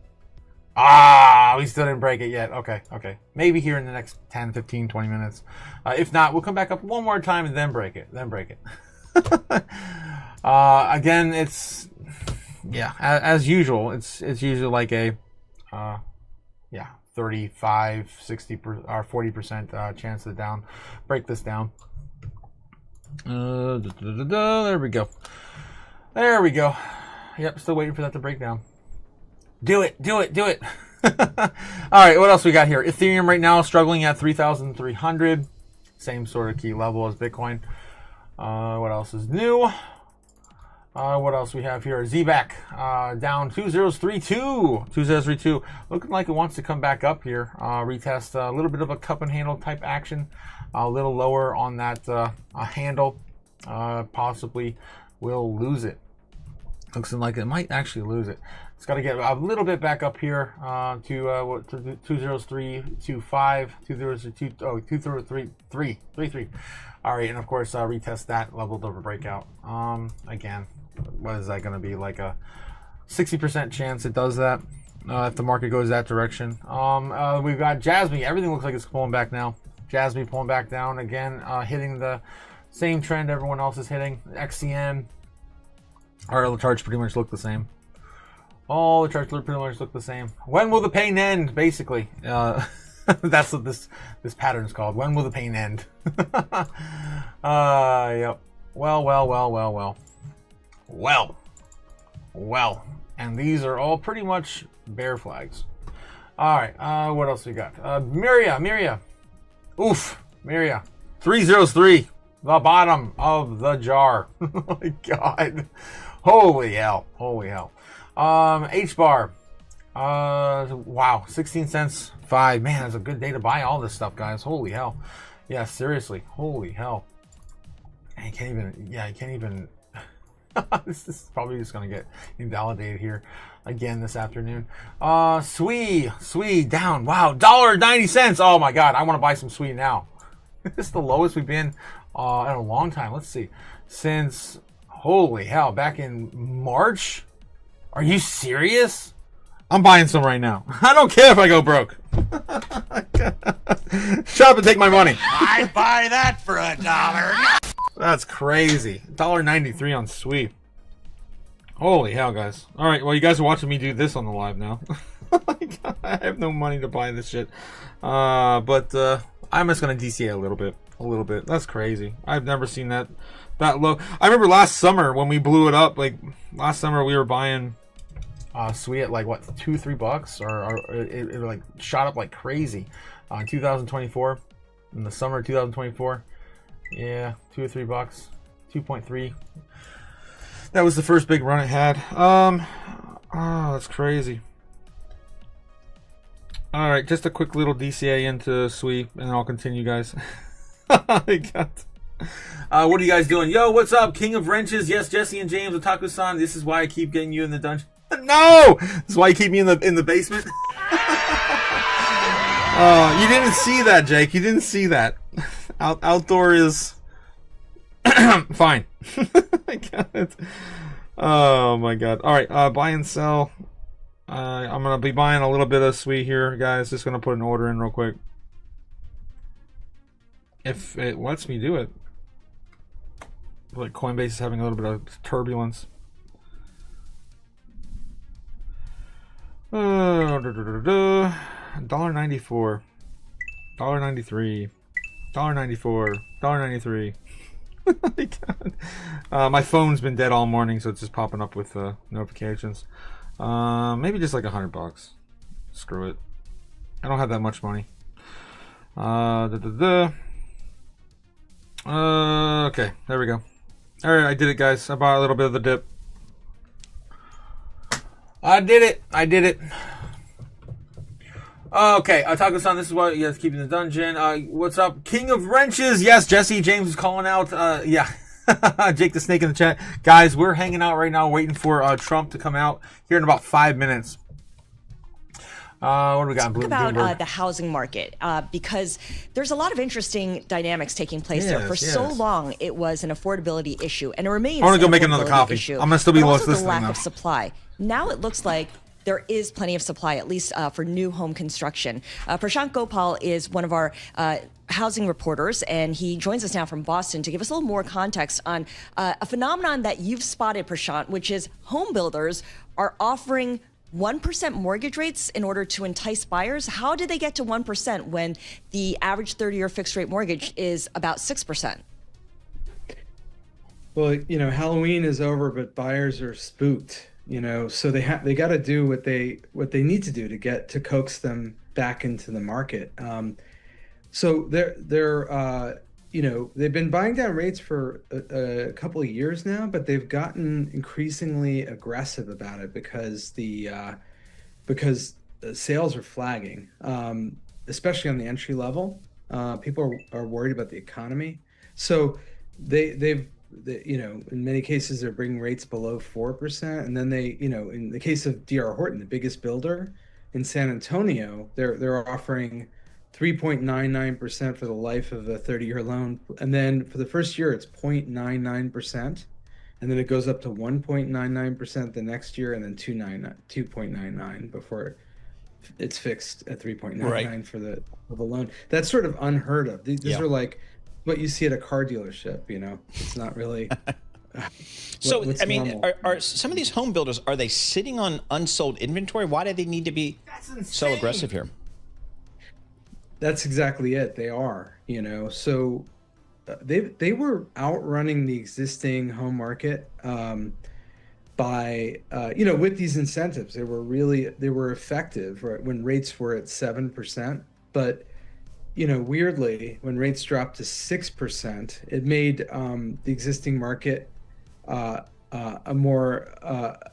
better competitor, right? Because homes were a little cheaper. People were willing to sell their homes, even if they had a lower rate, because rates had come down a bit. Mm-hmm. So builders no longer had a captive audience of buyers, and that's why they've had to do this. I know you mentioned how these mortgage rate buy-downs have been, in place for a while, and certainly that's the case. But how do they work exactly? Are these temporary teaser rates that reset a few years later, kind of like an adjustable rate mortgage? Are they permanent? It sounds like an adjustable rate mortgage. So it really depends. So you can get in. Some builders are offering these very low fixed rates for 30 years, and that, to me, that would be the deal, right? That would be the one I'd want. But in some cases, they're doing, rates that sort of step up over 3 years or so. And then their ARMs are really gaining popularity. So ARMs are fixed for, say, 3 or 5 years or so, and then they go to wherever the prevailing rate is. And that could be much higher or it could be much lower. So there are a lot of risks to those. Well, as rates do fall, and they're still high relatively, but relative to the last 15 years, but they are falling. But at the same time, consumers, there's data out there that consumers are getting increasingly concerned about the economy. Layoffs are really spiking up. So there's job security issues, AI, job security issues. How big of a problem is that for the home builders? Well, it's huge. It's sort of like, they were surprised. They thought when rates fell that they would get even more demand, and it hasn't worked out that way. So it's really taken them by surprise.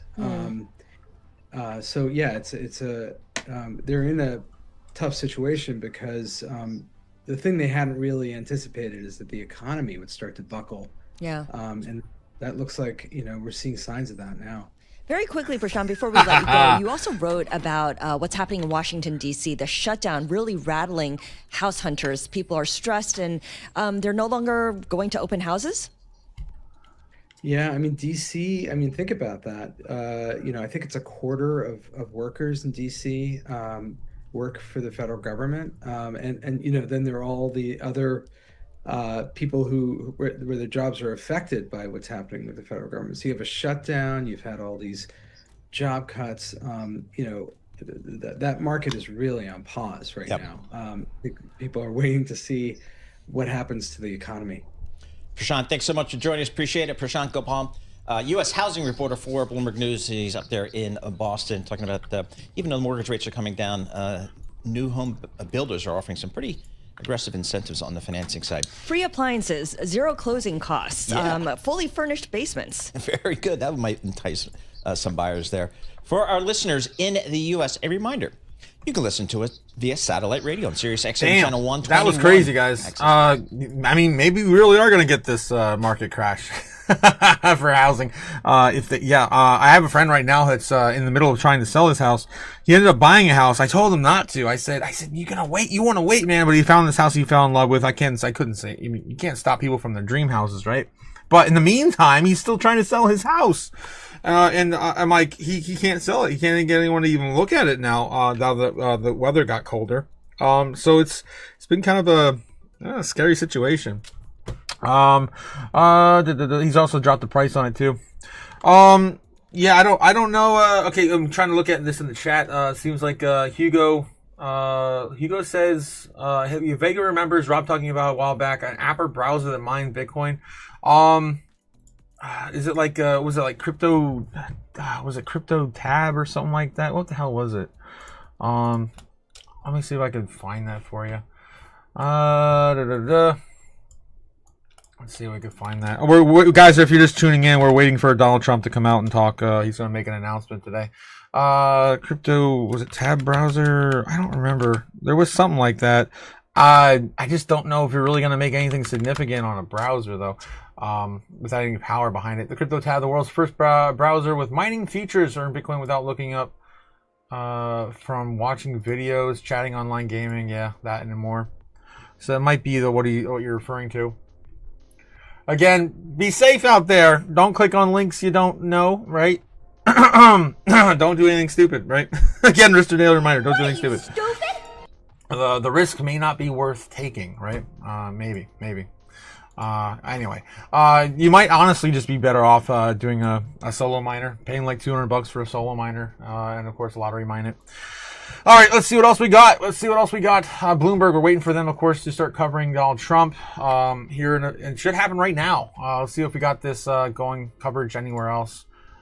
He should be coming up here at 11 o'clock. It's 11 o'clock now on Eastern Standard Time.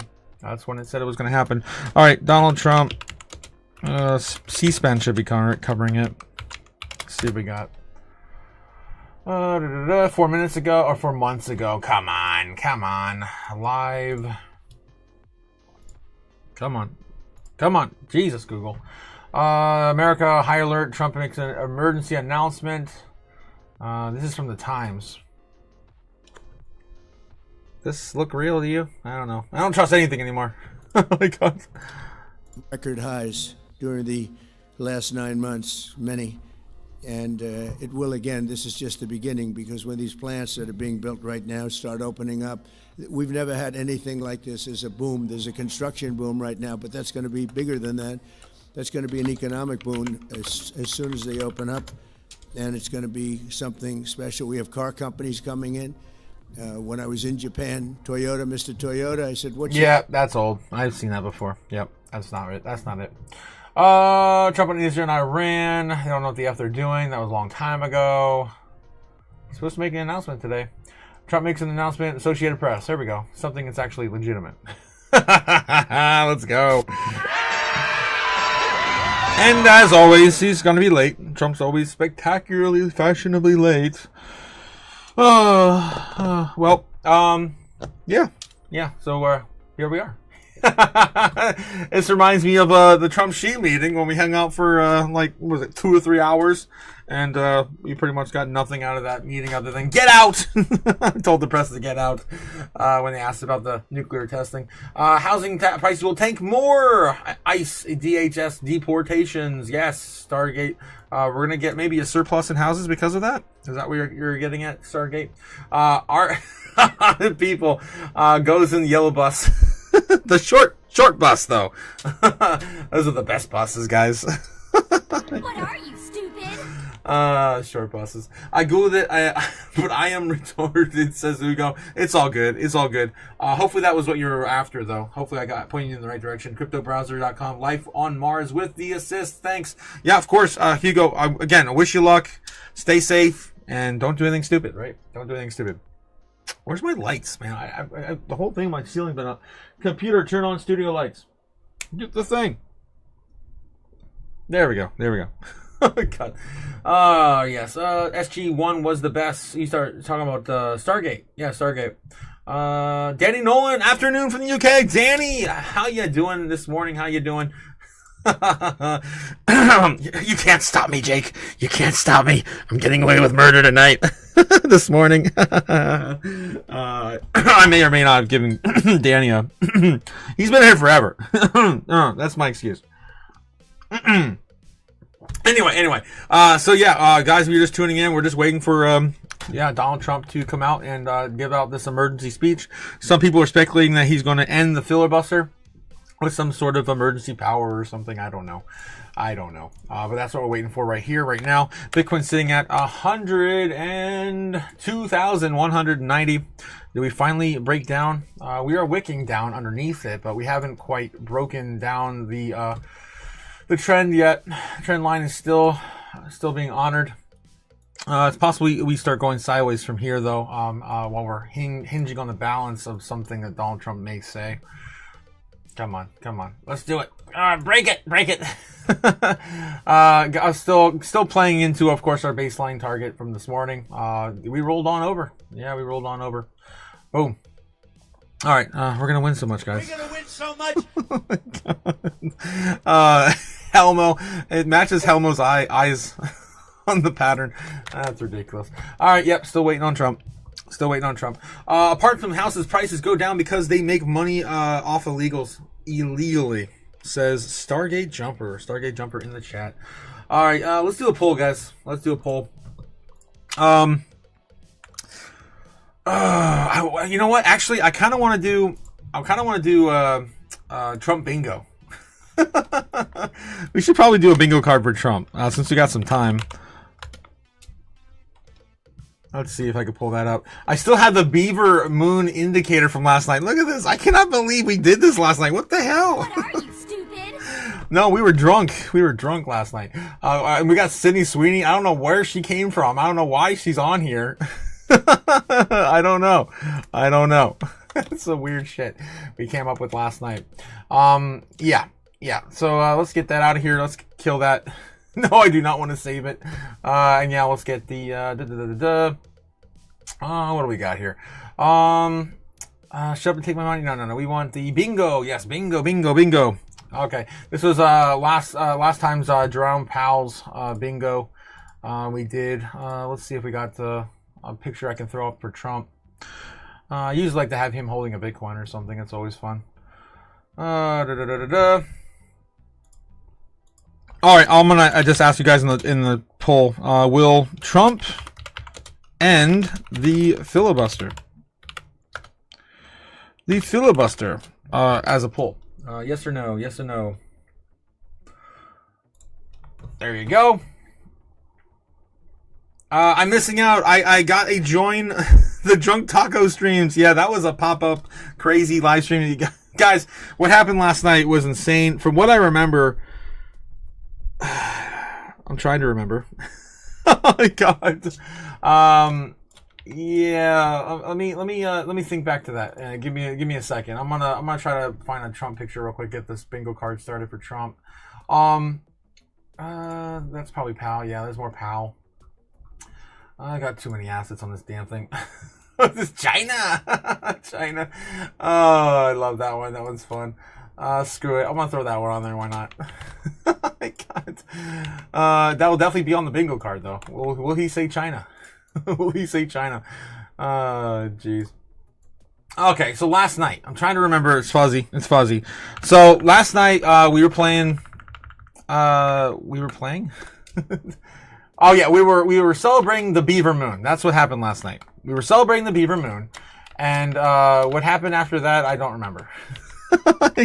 There were bots involved. We had like bots rated the live stream.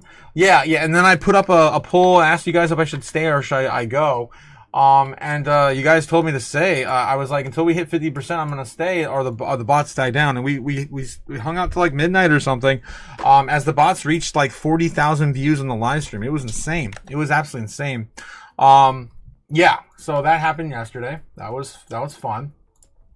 Okay, what are we gonna have? A bet on Trump saying today in his speech. We'll see. Let's see. How about? We definitely need China on there, so we're just going to start with that. China. He's definitely not going to say sticky. How about too late, pal? Too late. Too late. We'll just say too late. See if he says that. Bitcoin, sure. We'll keep Bitcoin on there. He's likely to say Bitcoin instead of Ethereum. Let's just... Oh, well, we already have crypto on there. Democrats. I'm trying to give us some easy ones on here, too. Democrats. The Democrats.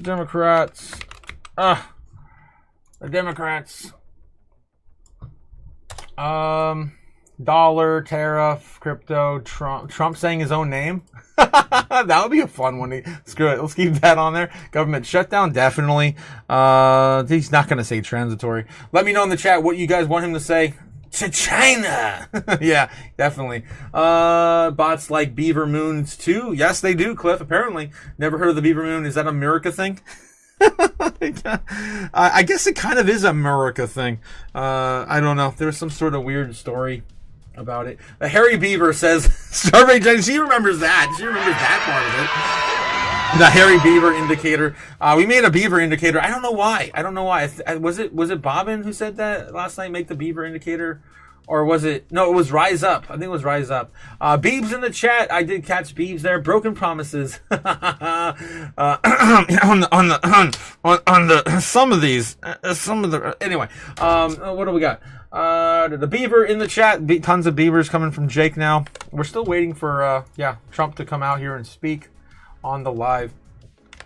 What else we got? You want him to say Biden? Of course he's going to say Biden. Yeah, he's going to say Biden. Housing's probably a good one on there. Replace the purple tie with Biden. I got to clean up these dots too. These are dots from last time. We were robbed, guys. On the last bingo card we did, we were robbed. From last time. Where is that? Why is that on top of that? Okay. Oh, those are the actual lines. Okay, I'm just trying to figure out where things are placed here. Yep.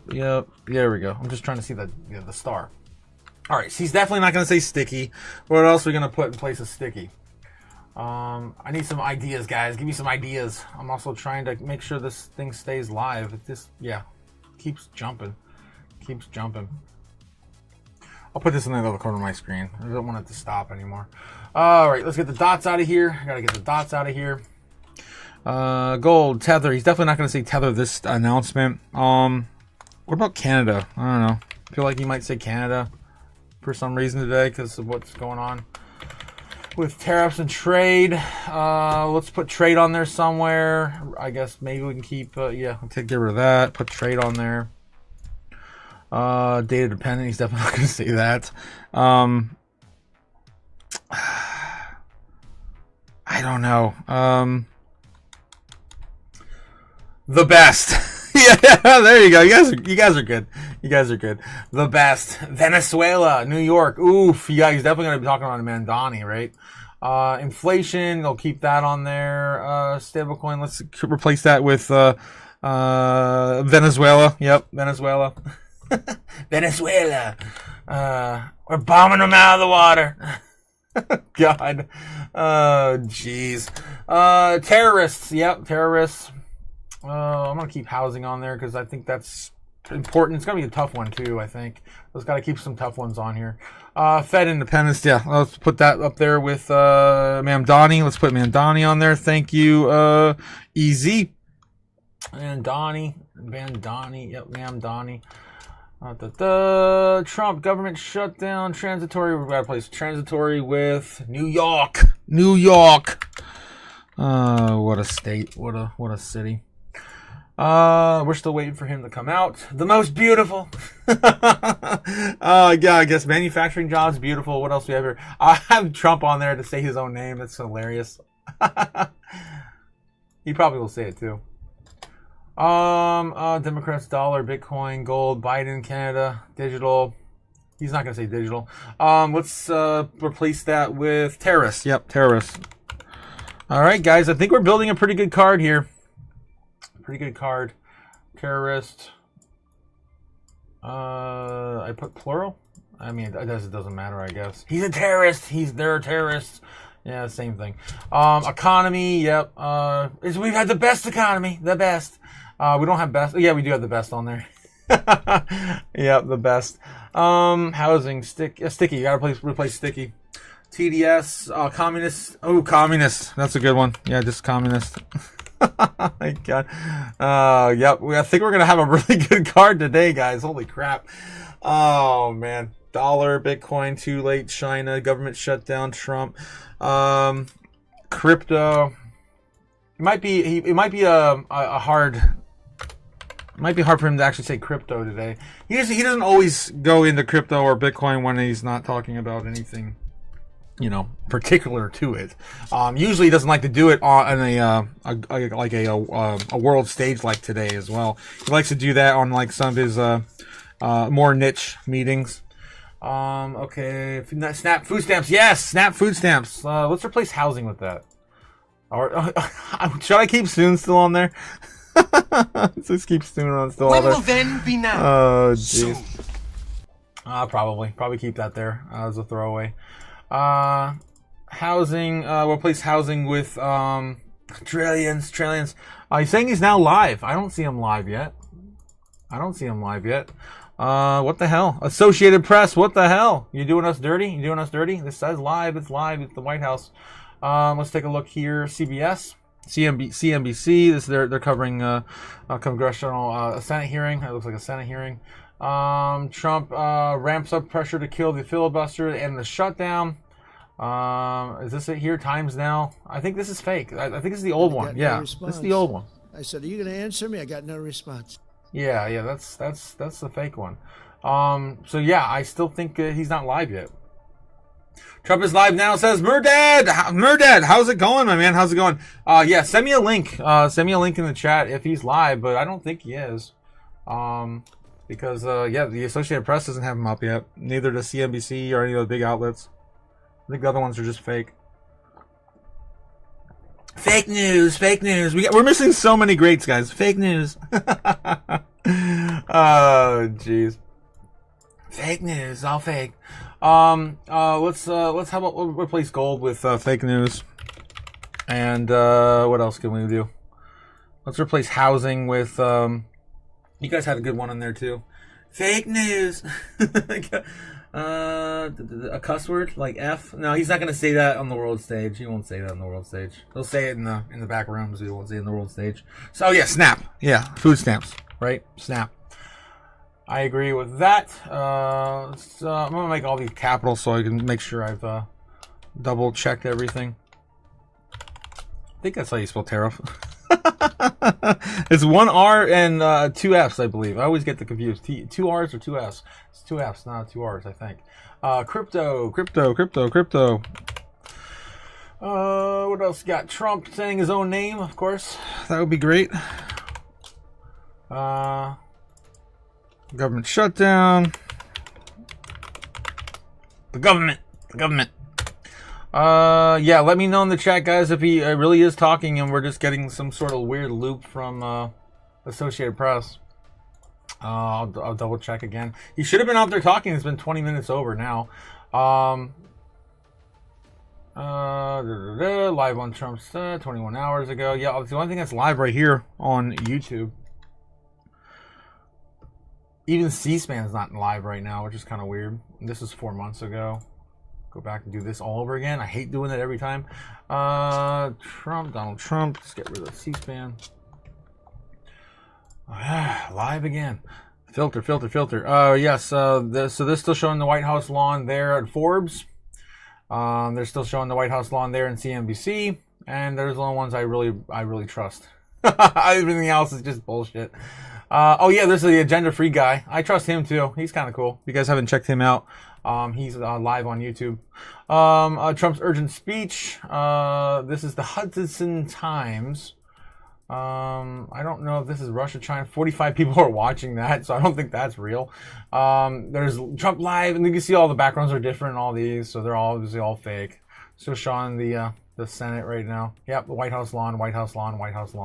24 people watching that silly nonsense. Yep.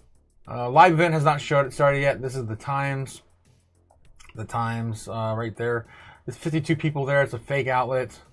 Yeah, so I think he hasn't. I still don't think he's gone live yet. Let's just keep it on Forbes.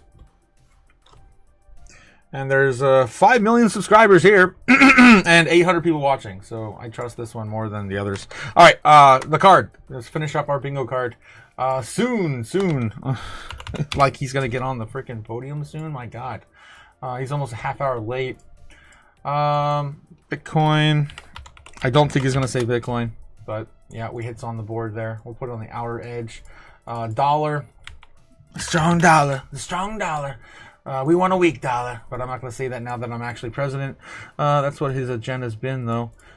Fake news. Biden. We're going to get these turkey prices down. We got to get these turkeys down. They were hiring Biden. I'm losing my mind. Are you stupid? What was this one? I forgot. Economy. Yeah, economy. I'm just trying to clean up the chart, or the ticket. Economy. Bingo card. Trade the best soon. Government shutdown. Trump tariff. Mondani. Democrats. Dollar. Bitcoin. Too late. China. Inflation. Inflation's way down. So we don't have inflation. Inflation. Oh God. These. I think I have Comic Sans. I think that's what I'm using right now. I'm pretty sure this is Comic Sans too. Right? Yep. I love it. That's so troll. All right. Canada, yes. Terrorists. Venezuela, reserve. We got to replace reserve with something, guys. Too late, pal. I do have too late on the board. Yep, I got it on the board. Gender free guy. What? Is that something he's actually said in the past, like about, I don't know, the Democrats, one of the leaders or something? He will say Beaver Moon. Screw it. You know what? Let's just put Moon on there. Screw it. We'll put Moon on there. Again, guys, I'll be blessed by the Beaver Moon. Last night was insane. All right, guys. All right, so we got it. We got a full card now for Trump.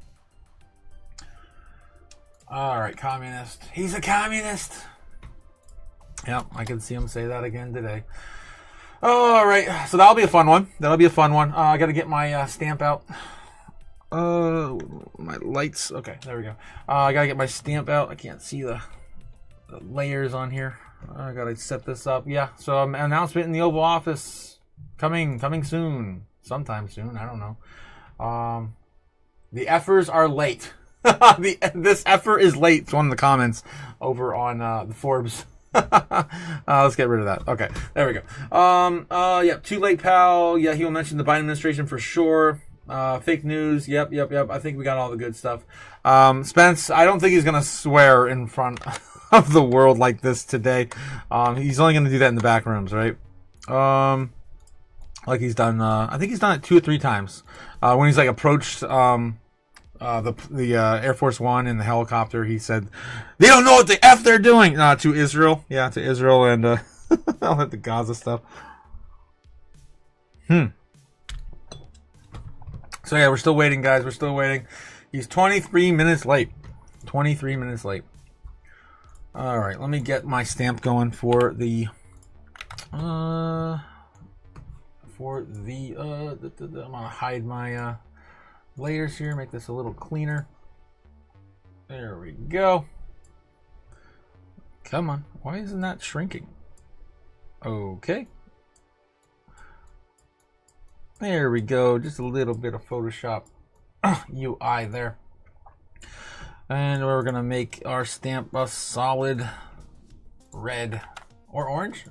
Orange, man, yeah, I guess we're gonna use orange today. Screw it. Orange on the dots. Gotta bring the opacity down so you can still see what we're covering. Something like this. There we go, something like that. That'll work. That'll work. Maybe just a little less opacity on Senor Trump. Damn it, I gotta bring my layers back up. Oh, guys, we're just waiting for Donald Trump to come out. And have you guys been watching South Park? Oh my God, South Park's been insane with the politics. They've been spot on it with a lot of these current narratives this year. It's crazy. It's nuts. All major airports are going to see flight cuts. They're going to cut my job soon, says Strawberry Dragons. Yes! That's right, guys. While we're waiting, just want a daily reminder. Thank you, Strawberry, for reminding me to remind everyone in the audience to, of course, welcome yourself to the dystopian future, where, of course, AI and robots are taking your jobs. They're taking your jobs. If you're a driver, a telemarketer, a lawyer, a data entry clerk, an accountant, a bookkeeper, a factory worker, guys, you guys are on the chopping block. You're all going away, if not already going away. Fast food workers all already being replaced. You go to a McDonald's now. You're touching one of those screens. You're not doing anything. You're not talking to humans anymore to place your order, unless you're, I don't know, a delusional old man. They might come out and maybe serve you that way. But anyway, guys, yes, of course, do not forget they're coming for your job. Thanks again, Strawberry, for reminding. What the hell are we doing, guys? What the hell are we doing? Still waiting for Trump. Still waiting for Trump. How's Bitcoin doing? How's it holding up while we're waiting? 101,600. Waiting. Oh, we are starting to break down the trend. Yes, yes, finally. It's possible, guys. We do come down to these lower levels. We test 100,000 flat here in the next hour or so. Intraday trading still has not really begun. Again, we got about an hour and a half for that to start in the States. All right, it's still early. It's still early. 11:30 in the United States. All right. What else we got here? Ethereum holding 3,290. Again, hasn't quite broken down quite yet, but it will probably here soon. Following, of course, the likes of Bitcoin. All right. What else we got? We got to get some of the other things on the board too for when he gets out here. I usually like to have Bitcoin front and center on the sidelines. And then, of course, I like to show you guys the Dixie. Usually likes to fluctuate when Donald Trump's announcing something big. And then total market cap. Speaking of which, I don't think we've taken a look at that today. Let's take a look at total market cap while we're waiting for Trump to come out. Total market cap. There we go. Right now, total market cap sitting at 3.37 trillion. Oof. This is not good, guys. Holy hell. Wow, we lost 3.4. We had, of course, last night 3.4, 3.42. Yeah, it's coming down. It's coming down. A lot of assets, of course, bleeding today. How's the total top 10 assets doing? Bitcoin still sitting number 8. Wow. Facebook's now at 11. Holy hell. Yeah, Facebook took a nosedive today. Looks like Microsoft did too. Holy heck.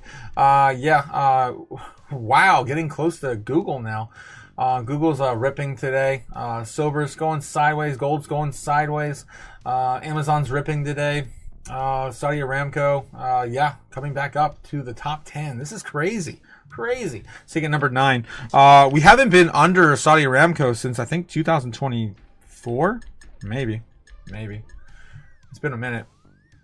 Yep, guys, we're still waiting for Donald Trump to come out. Just kind of going over some key metrics as they come into favor.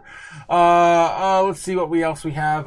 Let's look at the overall Bitcoin dominance. So it's still sitting above 60% dominant. Guys, you know what that means. This entire idea of like 60% dominance is bullshit, ridiculous, stupid. Oh, I miss Sailor. I miss the old Sailor. The Sailor talk, Sailor. All right. So yeah, guys, we're just kind of hanging out. We're just kind of hanging out, waiting for Senor Trump to play bingo with us. Jesus. Come on out. Play bingo with us, Trump.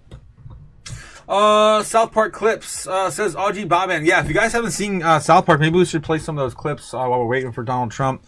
It's been nuts. So it's been very crypto oriented. It's been very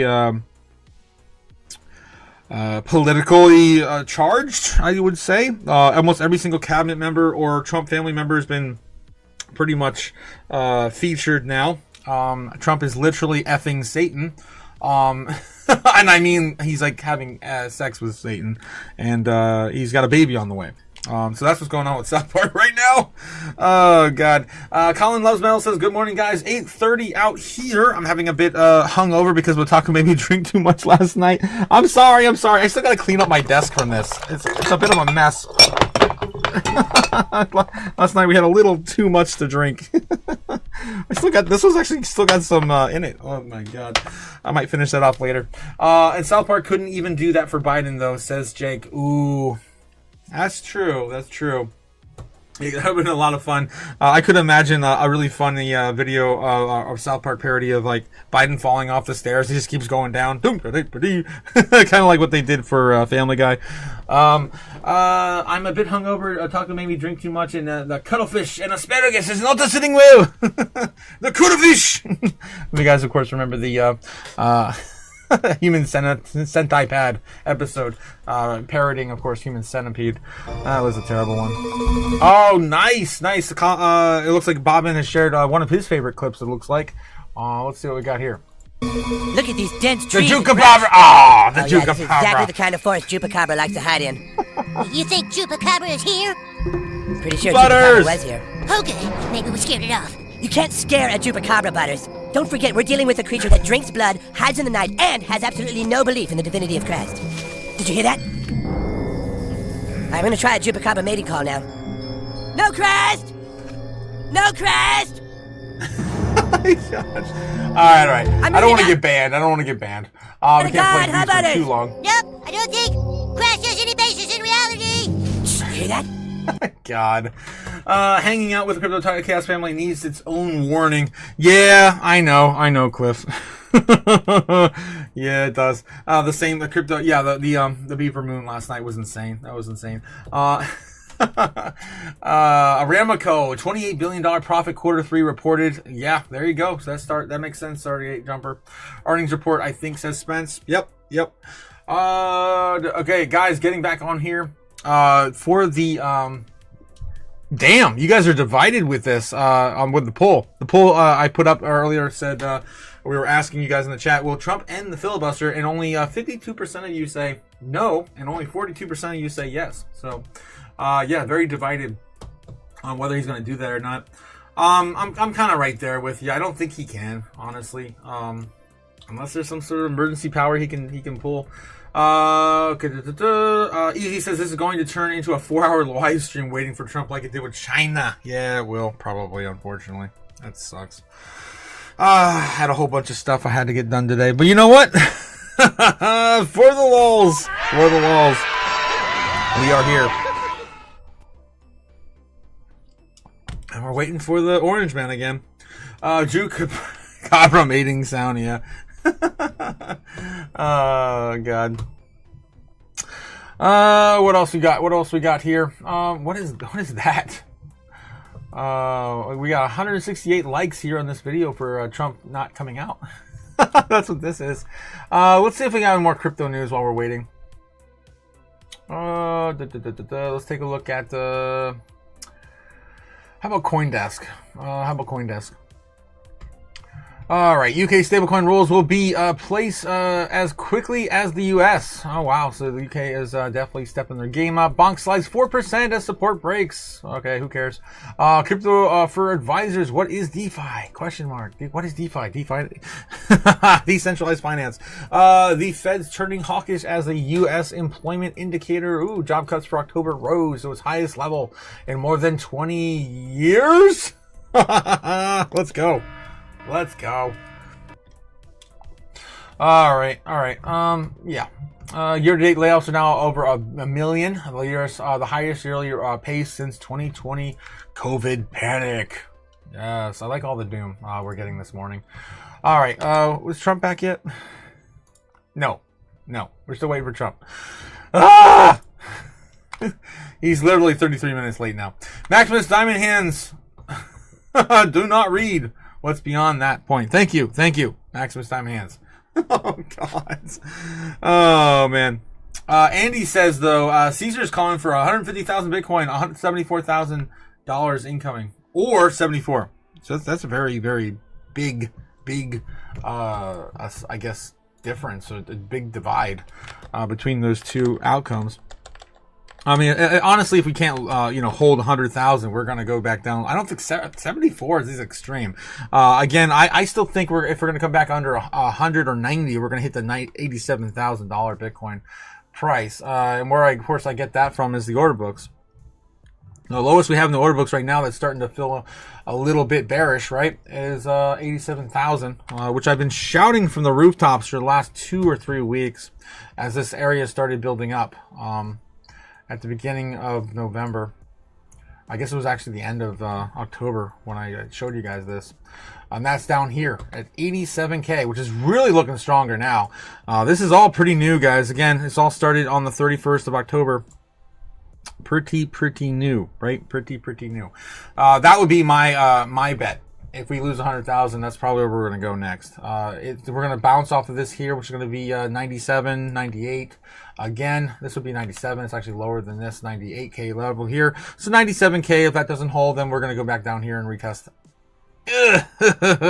this $87,000, $88,000 Bitcoin, which again would sting a little. It's actually lower than the fire sale. The fire sale right now is still sitting around $93,000 Bitcoin, which I think is more likely we hit that first and probably bounce than we do hit the 87. So that's just my 2 cents anyway.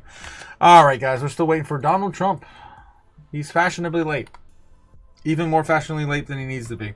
This is all just a ploy so Otaku can skip jogging. Seriously. Seriously! What the hell? Stupid? Damn it! Day drinking is the only way, says Bobbin. Alright, here we go. Cheers, guys. This is what's left from last night's live stream. Eric, bottoms up. And the fireball... yeah, the fireball continues into the week of pain. Guys, we've been drinking fireball every single night since Monday. This week. It's kind of the it's kind of the theme this week. The fire sale is upon us. Beep says if Bitcoin goes to 74,000, Christmas will be pretty shitty for a lot of people. Yes. Forget the Santa rally. That's out of the picture entirely. Oh, yep. Maximus Diamond Hands. Oof. Yeah, fireball. Oof. Was that hot sake though? Sake sounds good actually right now. When will we get only go to 75K? I'm not calling for 75K. That's not mine. That's not me. Although, yeah, it's anything's possible. Anyone who tells you where Bitcoin's going to go is lying. Nobody knows. You give, of course, good opinions, good assessment. That's about it. Mr. T will drop something so wild that daytime drinking seems like a good thing. Maybe. We're gonna win so much. You. Oh no. This is all just a ploy. Yeah. It's all just a ploy. Pro tip: shots, then a mile, and your legs go numb, and then run 5 miles. Damn. Okay, there might be something to that. Oh my gosh, guys, what is going on? Trump makes an announcement in the Oval Office. We're still waiting. Oh, crap. Cliff coming in with a $10 hieroglyphic. Holy hell. Money now. Money needing a lot now. Coffee and wrenches and fire. Oh, my. Then water, then wine, then margaritas, then what? Yes, then drinking. all the drinking ensues. A baby bottle? What? I guess sobering up with milk, then more Then more. Oh my god. Oh my god, Cliff. That's crazy. That is probably the next level hieroglyphics. I've never seen that. I can't even decipher that. I'm a pretty good archaeologist when it comes to deciphering Cliff's hieroglyphics. It's insane. That's insane. Yep. That's where we're at, guys. That's where we're at. It's total chaos here on the channel. Yeah, we're still waiting for we're still waiting for Trump. This is ridiculous. Cliff says it's all drinks. Yeah, I don't know how the baby ball got in there. I just went with it. The only thing I could think of was you're trying to, of course, sober us up with milk, but then we keep drinking wine afterwards, so our champagne. I don't know. It's just kind of winding down. Oh my god, all the drinks in there. Is that paint too? Is that paint? Oh my god, guys. What are you, stupid? I love it. Beaver Milk Chaser. Yeah, I feel like last night we should have came up with a drink name for a new drink because my god, that was intense. The Beaver Moon, guys. Yeah, if you guys didn't catch that last night, that was crazy. Yeah, shout out again to Maximus Crypto came on the live last night, guys. If you don't know Maximus Crypto, he's my brother from another mother on, of course, YouTube. He's, again, another great content creator on YouTube for crypto. I've been watching him since the last bear market. Him and I, of course, have been having a little bit of a back and forth for the last 2 years. He's had me featured on his channel a couple times. And also, yeah, we were on together with Rob over at Crypto Future back 2 Saturdays ago, I think, or last Saturday? I forget. It was either 2 Saturdays ago or last Saturday for, of course, Crypto Future's new Blockchain Buzz, which I had a good time. Had a really good time, of course, with Max. And the one previously to that, I was on with Bleaves and what was it? Rue. Yeah, that's right, Rue. Of course, another partner in crime with Max. Again, shout out to Max, guys. Pelt Felt Old Fashions. There you go. That's a decent name. Pelt Felt. Oh my god. I still can't believe we created the Beaver Moon Indicator. It was very hairy. I'll tell you, that was very hairy beaver last night. Oh my god. Oh no, guys. Yep, so we're still waiting. The wind looks like it's picking up at the White House now. The flag going back to the waving in the wind again.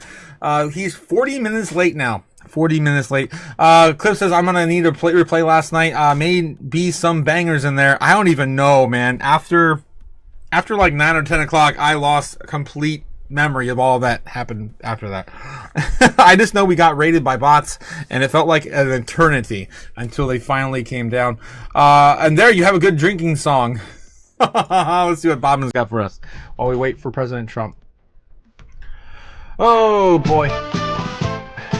Let's try to get banned. What the hell is this, Bobbin?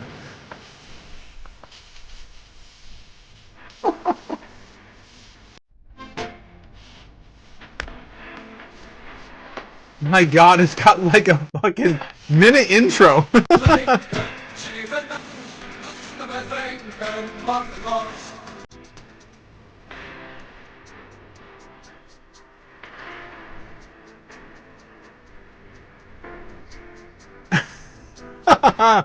I like the vibe though. I like the vibe. But I can't play too much. I'll get banned. Yeah, looks like Bitcoin's free falling to 100,000. Let's go. Let's look at the chart. We finally got that broke down I was calling for, guys. We got it. Boom. And in spectacular fashion too, right before Trump comes out. I wonder if his administration's playing with the price for a little bit here in the back rooms. Yeah, so we did come back down. We're going to bounce off this $100,000 level. Are we going to continue the pain into 98, 99 fashion? My guess is probably going to be betting on 100,000 bounce first. We'll have to wait and see. The man, myth, the legend, ya boy in the house, ya boy. Oh, jeez. Can't wait to meet OGB. Says Max with Diamond Hands. The Trump dump. Yep, that's what we're getting right now. The Trump dump. All right, guys. Is he back yet? We're getting a little bit of a bounce here. Bulls are wanting to buy a whole bunch of this dip up. It looks like 100,400, but it doesn't look like pain has stopped yet. There's still a lot of people selling giant chunks of Bitcoin. Looks like 2-3 million at a time right there. Sell. We're starting to get a little bit of the buys coming in, but mostly just selling pressure right now. All right, Trump, what the hell, man? You're gonna wait all day? It's almost 12 o'clock. Is this canceled or what? Oh my God. Yeah, maybe. Exactly, Duet. That's insider trading, right? That's what I said. I'm like, someone in the back rooms in the administration's like making the moves right now. White House YouTube page. Otaku says, OG Bobbin. The White House is live. Are you sure, Bobbin? I mean, we looked at all the fake ones earlier. I can go back through YouTube and check again, but there's a lot of fake ones out there spouting old nonsense. This one right here is, of course, the one we were watching, Forbes. Then we have this one, CNBC, still waiting for the White House lawn, at the White House lawn. Looks like people are approaching now. Looks like the press is starting to come out. Maybe. Or that might just be eyewitnesses, I guess. People lining up. Associated Press, same thing. Yeah, we're still waiting. We'll begin shortly. Agenda Free TV doing the same exact coverage I'm doing today, right? Again, give him a like and subscribe, guys. This guy's awesome. I watch him every once in a while. He likes to cover, again, a little bit of everything. He says he's agenda free. Some people like to call him out on stuff, but you know what? It's politics. You gotta, whatever. You know, it's whatever. We all have our own personal, agendas, one side or the other. I feel like I'm pretty, apolitical. And yeah, it is what it is. But anyway, give him a shout out. Of course, live, give him a like. Yeah, I don't think anything's happened yet. I still think nothing has happened. I'm still going to stick to my guns and, sit here and watch CNBC or Forbes. So pick your poison. Pick your poison. Screw it. Let's go to CNBC. Yep, just kind of waiting. White House. White House is live. Okay. Yep, same thing. Guys, same thing. But I'll leave it here. Because you guys told me to. I'd buy that for $1. Thanks, Bobbin. Oof, man. I drank too much coffee this morning. I'm starting to get groggy. It's kind of weird. Agenda free guy, not gender free guy, says Bobbin. Look a nerd, says Spencer. Come on. You're one to talk, Spence. You're one to talk. Oh, jeez. Yeah. All right. So, yeah, we're waiting here on the live, waiting for the White House to announce something emergency. Hopefully it's something to do with food stamps. Gotta stop the rioting. Stop the people looting and stealing here, possibly in the next week or so. Spencer for president, says Andy. Let's go. Actually, while we're waiting, I'm gonna start a poll. I'm again, guys. Everyone wants to see Andy and Spence on the live stream. Yeah. Should we have Andy and Spence duke it out in the live stream?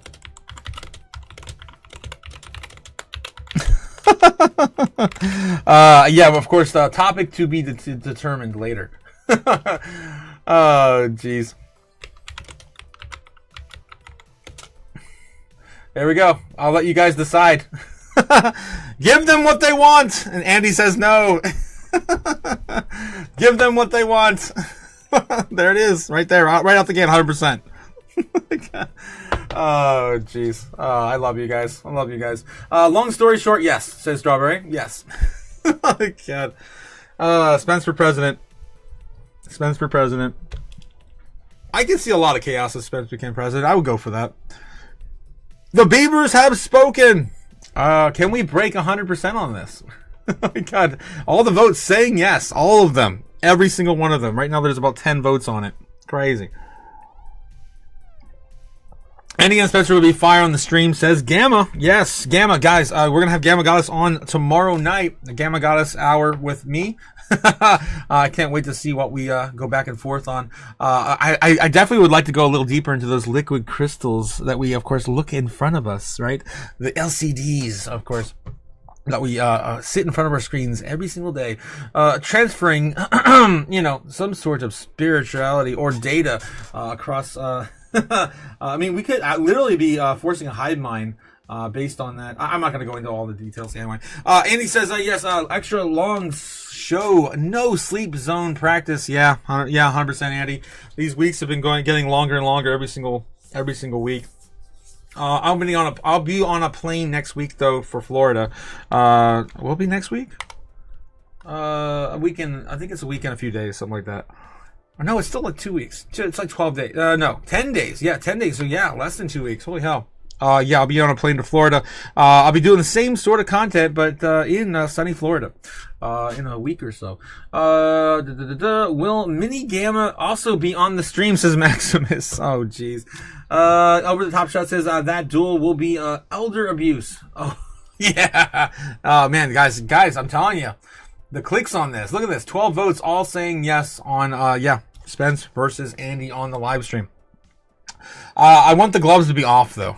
What are you, stupid? Elder abuse. Got to give them a good topic, though. I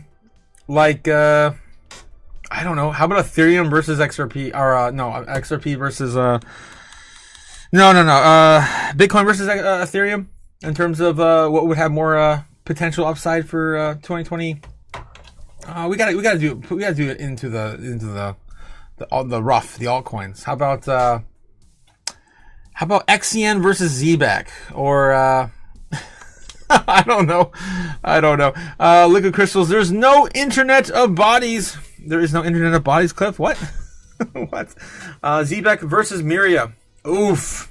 That would be a good one. Link versus Pith. Oh. Yeah. ZBAC caps XCN's cheeks hands down. Yeah, I agree with that, Jake. I personally do. But yeah, I think for those still DCing in Miria, you gotta have balls of steel. You gotta have balls of steel. We're still waiting for the Orange Man, guys. It's crazy. I kind of miss the White House lawn. I'm telling you, I miss the White House lawn. There we go. More people lining up. Still not quite ready yet. It was supposed to happen 50 minutes ago. 50 minutes ago. I'm pulling loans from Miria, says Jake. No, not financial advice. Not financial advice. But let's take a look at Miria's chart. The last time we looked at it this morning, it was at the very bottom. Oh, God. 303. Oh, my God. 30297 now. Damn. Could definitely get your average back up if it ever comes back. Yeah, that's crazy. That's nuts. All right. So yeah, Bitcoin's still holding on 100,300 before Trump comes out to the White House meeting. Okay. What else we have here in the chat? I own a lot of both, says Jake the Snake. Same. Too much. Way too much. Oh my God. I think I have about the same amount of both in terms of coin amounts. Andy says, go Jake. Who is this Miria? Says OG Bobbin. Waiting for 301 to APN on Miria. Oh my God. I might actually buy some of it because it's that low. That's insane. Andy, would you like to give me a loan? Oh, jeez. Of course, our whale friend, Mr. Andy. All right, guys. I feel like it's a good time to maybe shill the channel store. That's right, guys. If you haven't already checked out the channel store, this is a good time to do so. The shop is, of course, now open. After we hit 1,000 subs, guys, of course, I promised you I would get the store open. And we got mugs, we've got hats, we got hoodies, we got stickers, we got t-shirts, we got socks. A little bit of everything for a little bit of everyone in your life. Of course, to spread the love and cheer. I got hats. It's actually got the hats in the studio now. It's crazy. What are you, stupid? And these stickers are freaking awesome. I actually love these stickers. So of course, the last but not least, the whiskey glasses and mouse pads. So I can spill all over my mouse so many times and get a new mouse pad every week. God. Oh, jeez. All right, guys. All right. Of course, little shill for the channel while we wait for Senor Trump. All right, guys, thanks again for all your love and support in the chat. Maximus Diamond Hen says, Helmo socks are fire. Yes, I love them too. I just haven't got them yet. I placed an order for them like a month ago. I still haven't got any of the socks. I can't wait to wear them on the channel. Yeah, these stickers are freaking cool though. God, awesome. All right. So yeah, we're still waiting for Trump, guys. He's an hour late. Spectacularly late. I'm doubting this is even going to happen now. I'm doubting it's even going to happen. Begin shortly as Helmo again watches over the White House on his beautiful disgruntled eyes. Oh wow. Ajib Bobbin says Andy's gonna give you 1,000% interest on that loan. Daughter just subscribed, says Andy. Let's go. Hell yeah. Thank you to the whale's daughter. Yeah, and definitely don't forget to give Minnie a hug for me, man. Such a cute dog. I love that dog. Could the Andy Spencer live intro video include those two old guys from the Muppet Show? Yes, dude, that would be perfect. Yes, 100%. Yeah, I forget their names. Yeah, we showed them on the channel not that long ago, actually, because I was talking about Beaker. Remember Beaker? Running around with his hair on fire. That would be me on the Muppet Show, probably. But yeah, of course, concluding that in the series, they always have the back and forth from the old men. Helmo socks are fire. I can use a USDC to buy merch. I wish. Maybe coming soon. To this shop. At some point, I would like to get a Bitcoin tip jar because YouTube takes 30% of everything I make on YouTube. I only make about $5 per item on the merch store, so it's mostly just for you guys to, of course, enjoy. Not much for me to really make, to be honest. But of course, I do it for the lols. What else we got here in the chat? I think that's pretty much all caught up now. Yeah, we are practicing, of course, for No Sleep Zone. We are definitely practicing for that. Last week we had what was it? We had a 6-hour live stream with was it last week? The SEC and the Fed meetings. Oh my God, it lasted forever. I did like 3 or 4 live streams per day, 2 different days.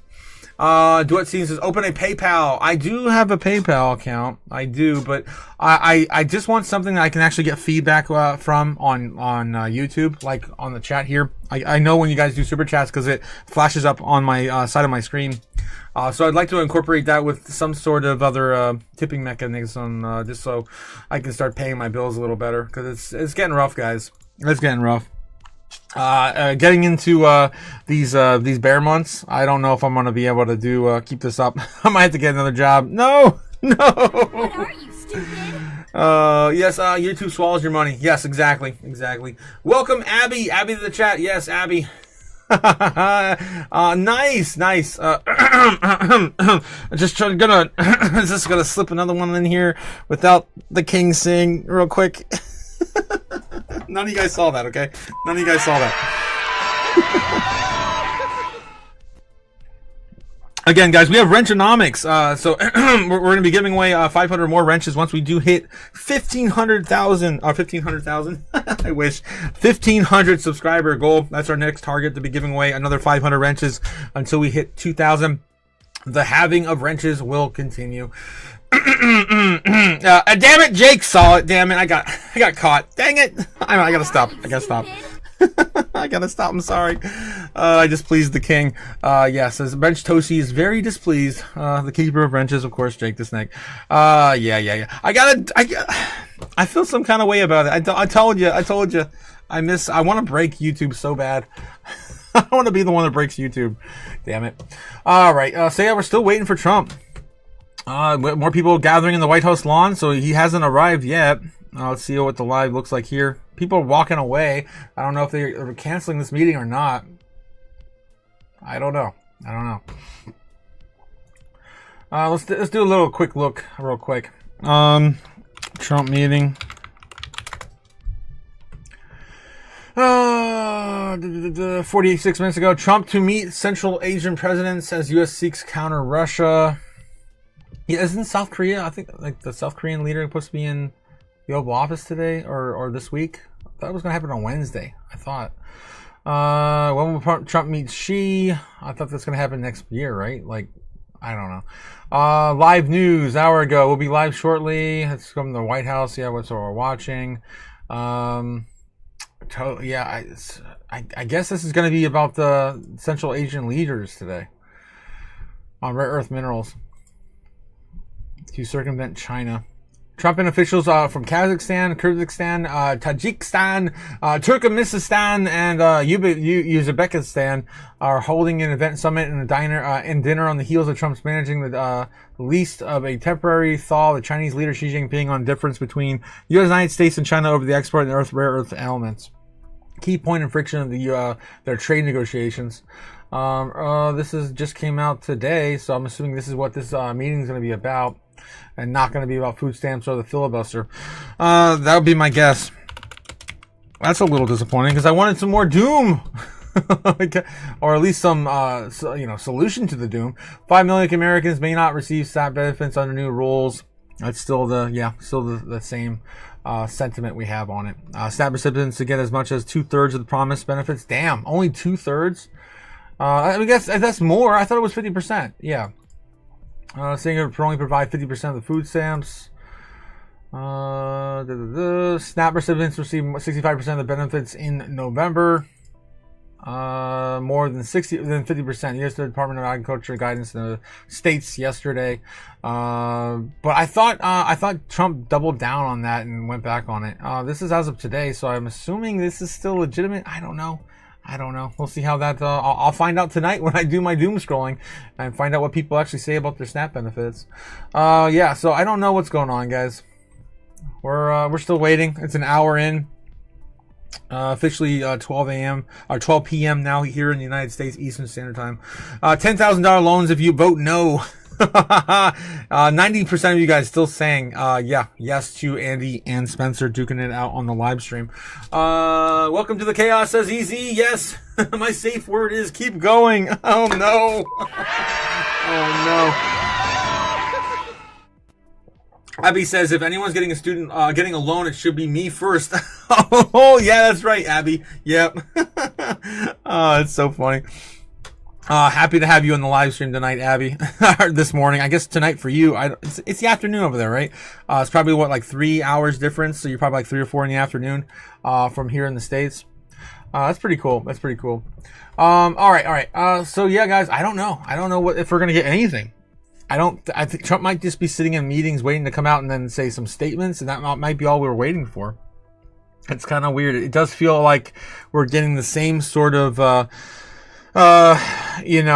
Trump exposure we got from the China Xi Jinping meeting.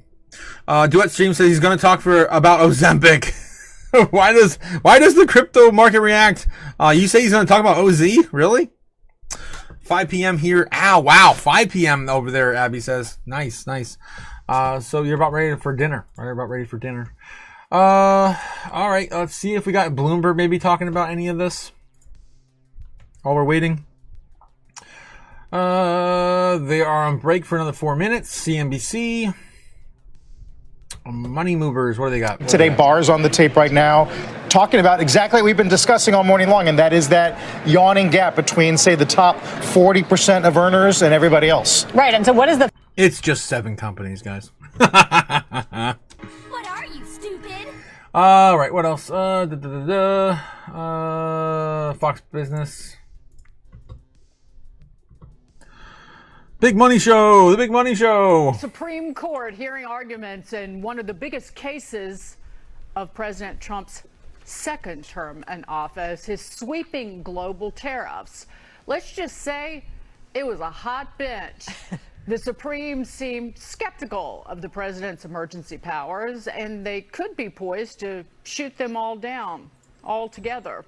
Needless to say, things could get interesting at the high court. That's what we were talking about yesterday with the Supreme Court hearing. With my co-host Taylor Riggs, Brian Brenberg, Jackie DeAngelis. The band is back together. Yeah. Finally. Core 4. So we get to hammer Brian about the Chipotle. Moving on. And joining us for this hour, independent advisor, Fox Business contributor, Jonathan Hoenig. Great to see you. Thank you. The justice's warning that the tariff decision is unprecedented and it could open the door for future presidents to abuse emergency powers of the executive branch. The White House warning the economy was on the brink of collapse, and it did what it needed to do to level the playing field and force our trading partners to the table. Are there other statutes where the president can impose tariffs? Of course there are. He used IEEPA because it was absolutely the best fit for the emergency we're facing with the trade deficit and the offshoring of manufacturing. It gives the flexibility that the president needs. I mean, you're facing an emergency, so you need emergency powers. So while the justices debate legal theory, real workers are asking if a president can't protect American industry, who will? Oh, Jonathan Hoenig. It looked like, regardless of what... All right. It's just all back and forth. But we do have Trump coming in live, it looks like. There we go. We're starting. Two world's largest pharmaceutical manufacturers, Eli Lilly and Novo Nordisk, have agreed to offer their most popular GLP-1 weight loss drug. I call it the fat drug, remember? Novo Nordisk have agreed to offer their most popular GLP-1 weight loss drug. I call it the fat drug. My computer's crashing. Sorry, guys. At drastic discounts. They're very effective drugs. And so far, I've never heard anything bad about them. I only hear good about them. Is there anything bad about them, Bobby? I don't know. I haven't heard anything bad. Someday maybe it'll come out, which will notify you immediately. But so far I haven't heard that, including the drugs known as Zepbound and Wegovy, often called Ozempic. Oh my God, he was right. Will save lives and improve the health of millions and millions of Americans. Amazing thing. They are amazing. I want to thank Eli Lilly CEO David Ricks, a friend of mine. We've worked long and hard. He and I got this whole thing started in a way. And Novo Nordisk CEO Mike Dustar for joining us today. Great, talented people. They make a lot of money. I looked at the money, but they're entitled to the money because the companies are doing very well. Along with Secretary Robert F. Kennedy Jr., Secretary Howard Lutnick. Do you take any of this stuff, Howard? Not yet. Okay, good. CMS Administrator Mehmet Oz, he doesn't take it. Food and Drug Administrator Commissioner Marty McCary, and Director of Medicare Chris Klump. And we have Steve, where's Steve? Is he here? Head of Public Relations for the White House. He's taking it. The United States is just 4% of the world's population and consumes only 13% of all prescription drugs, yet pharmaceutical companies make 75% of their profits from the American customer. I would say that's not so good, right? It's not exactly great. To address this chronic unfairness, I signed an executive order earlier this year instructing my administration to do everything in our power to implement most favored nations drug pricing, something that has been helped greatly by tariffs, because when nations refuse to do it, we should have put this in the case yesterday. I just say, well, if you're not going to do it, we're going to charge you a like amount of tariffs. And they immediately say, we'll do it, which means that Americans should pay no more than the lowest price offered anywhere in the world.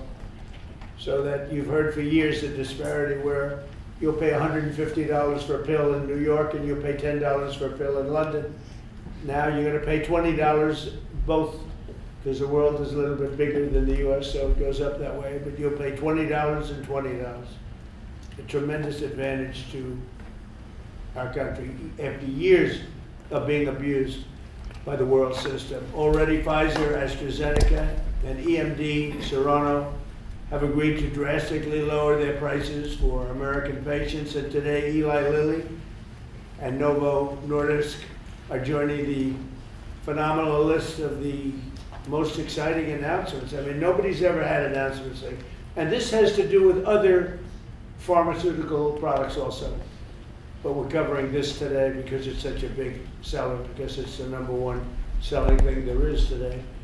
These are two companies that behind the groundbreaking weight loss drugs that have helped millions of Americans struggling with obesity live better, longer lives, everything else. These are the two companies that really broke ground. Until now, neither of these two popular drugs have been covered by Medicare for weight loss, and they've only rarely been covered by Medicaid.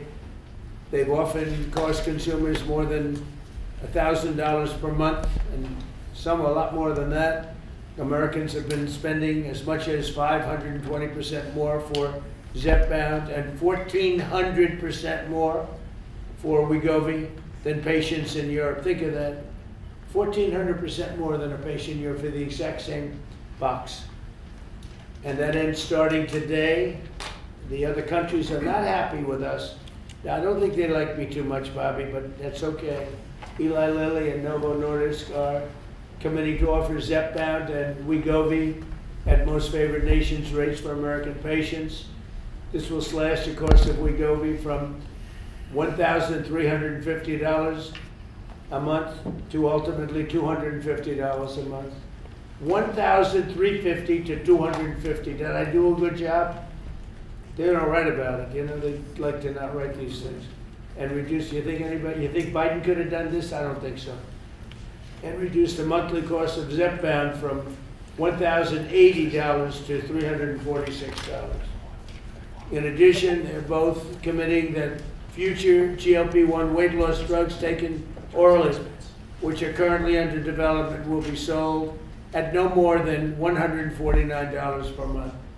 It's a massive, think of that. You go from $1,300 to $149 a month. We anticipate these new versions will be coming out in a very short period of time. All of these drugs will be available directly to the consumer at trumprx.gov.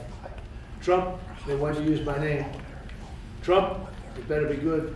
trumprx.gov. And I think it's turning out to be pretty amazing, right, us? Just as significantly, Medicare and Medicaid will finally cover the cost of these weight loss drugs for millions of patients suffering from obesity. Co-pays for Medicare patients will be as low as $50. This is tremendous savings. I mean, now you're talking about from $1,350 to $50. This is tremendous news for the American seniors. And you all remember when I had 1/8% for the year. I cut it 1/8, and I was so thrilled. But now we're cutting it 1,000%, 1,200%. Nobody's ever seen anything like this. Nobody else could have done it, but I say that modestly. In addition, you think it was easy dealing with these people? It wasn't. You think it was easy saying, your drug, Mr. Eli Lilly, that we're selling for $1,300 is going to be sold for $250. You know, the amazing thing, the stocks all went up. I mean, these guys they're fantastic. Because it's going to equalize the world. The world's a bigger place, and it's going to equalize. I was a little surprised to see that, but I'm happy about it. In addition, Eli Lilly and Novo Nordisk have agreed to provide all of their other medications to Medicaid at most favored nations prices. Most favored nations, meaning that you will pay the lowest price anywhere in the world. That's what you're going to pay. Whereas before they paid low prices and we paid, you know, thousands of percentile ahead more.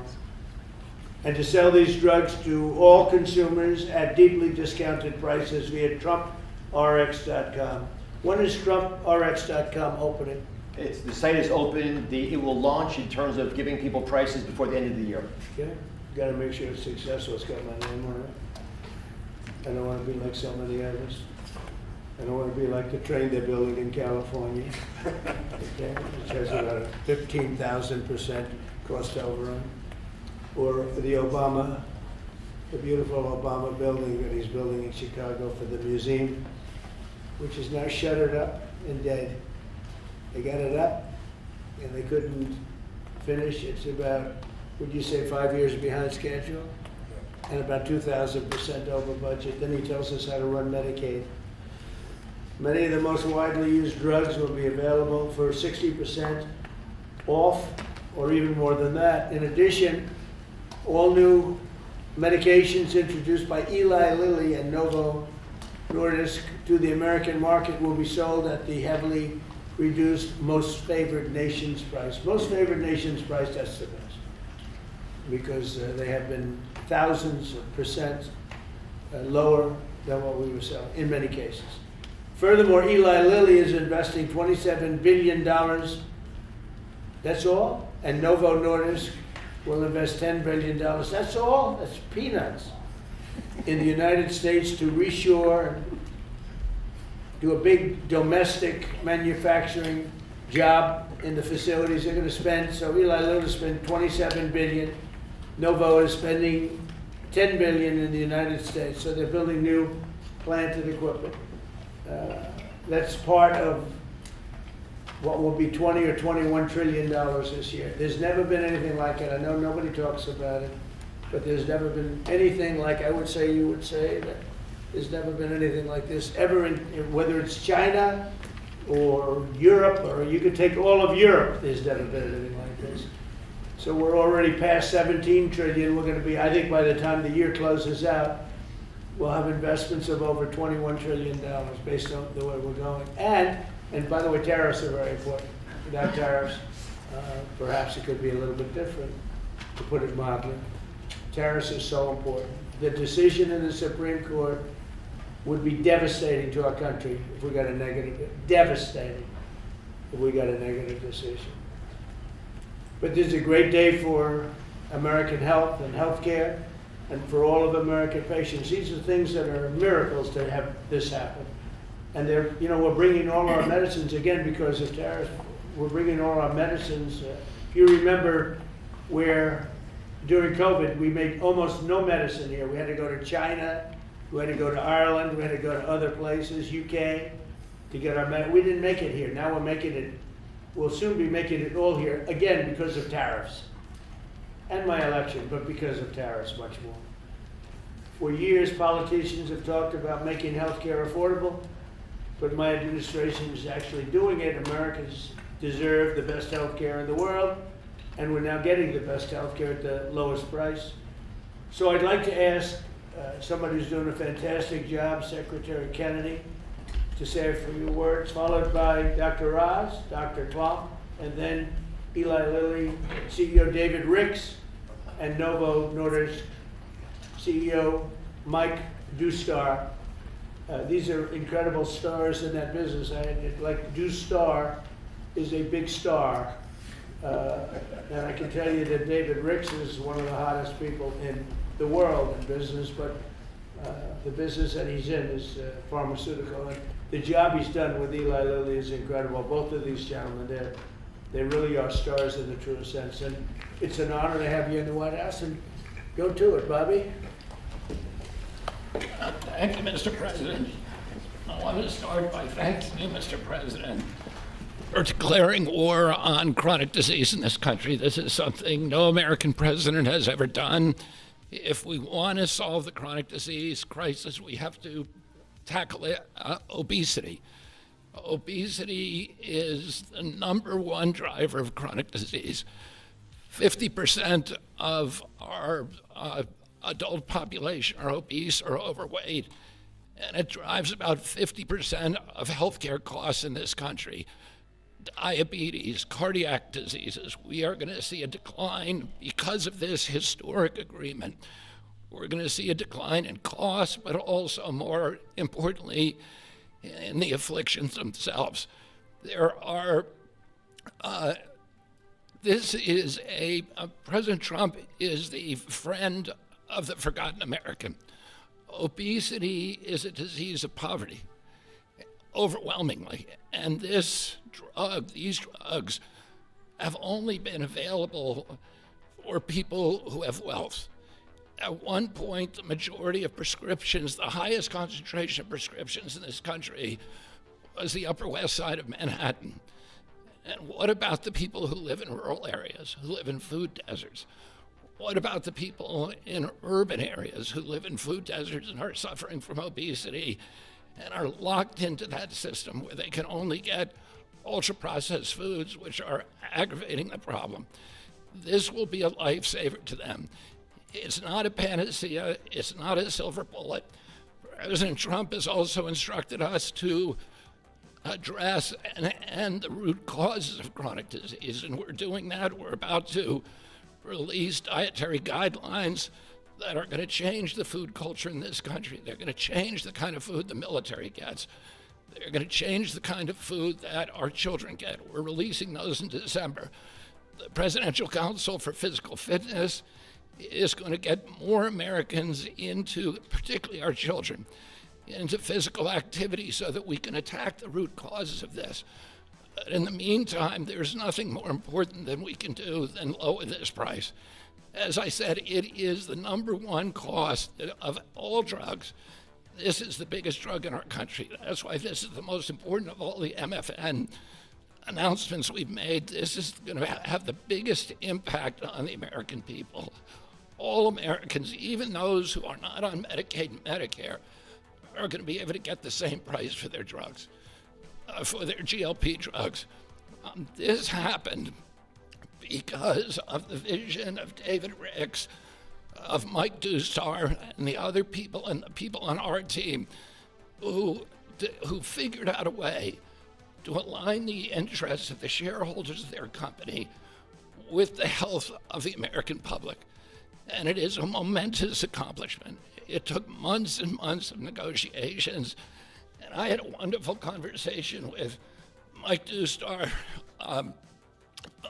about his experience, and he thanked me for the caliber of people who are on our side of the negotiating team. Chris Klump, who walked away from $1 billion business in order to join this administration, Inma Hernandez, David Brooks, and of course, Dr. Oz and Marty McGarry, who made this happen. They saw that this could be a win-win situation, that this was not a zero-sum game. The Biden administration tried to solve this problem unsuccessfully, I might add, by throwing $40 billion at it. And they were able to achieve an agreement that will actually create savings for the American public.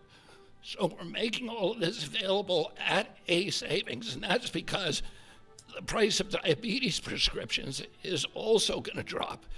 And the savings that we get from that are now going to make it available to people who do not have diabetes, people who have a BMI of 27 and above, or pre-diabetic, or have heart disease risk. They will be able to get it, but everybody will be able to get this drug, and it's going to change. We will lose, the American public, because of this agreement, will lose 125 million pounds by this time next year. It is going to have dramatic effects on human health in this country.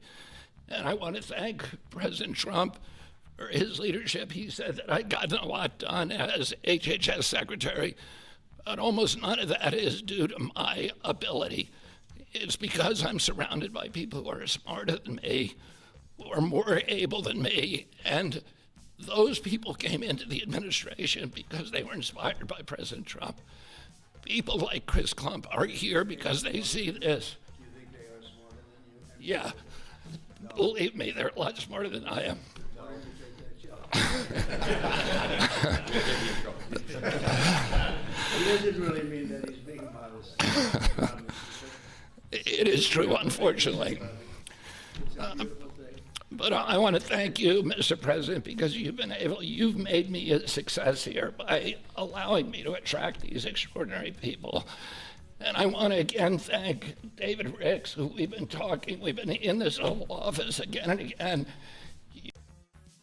You keep saying he's the smartest guy in industry, that he could talk.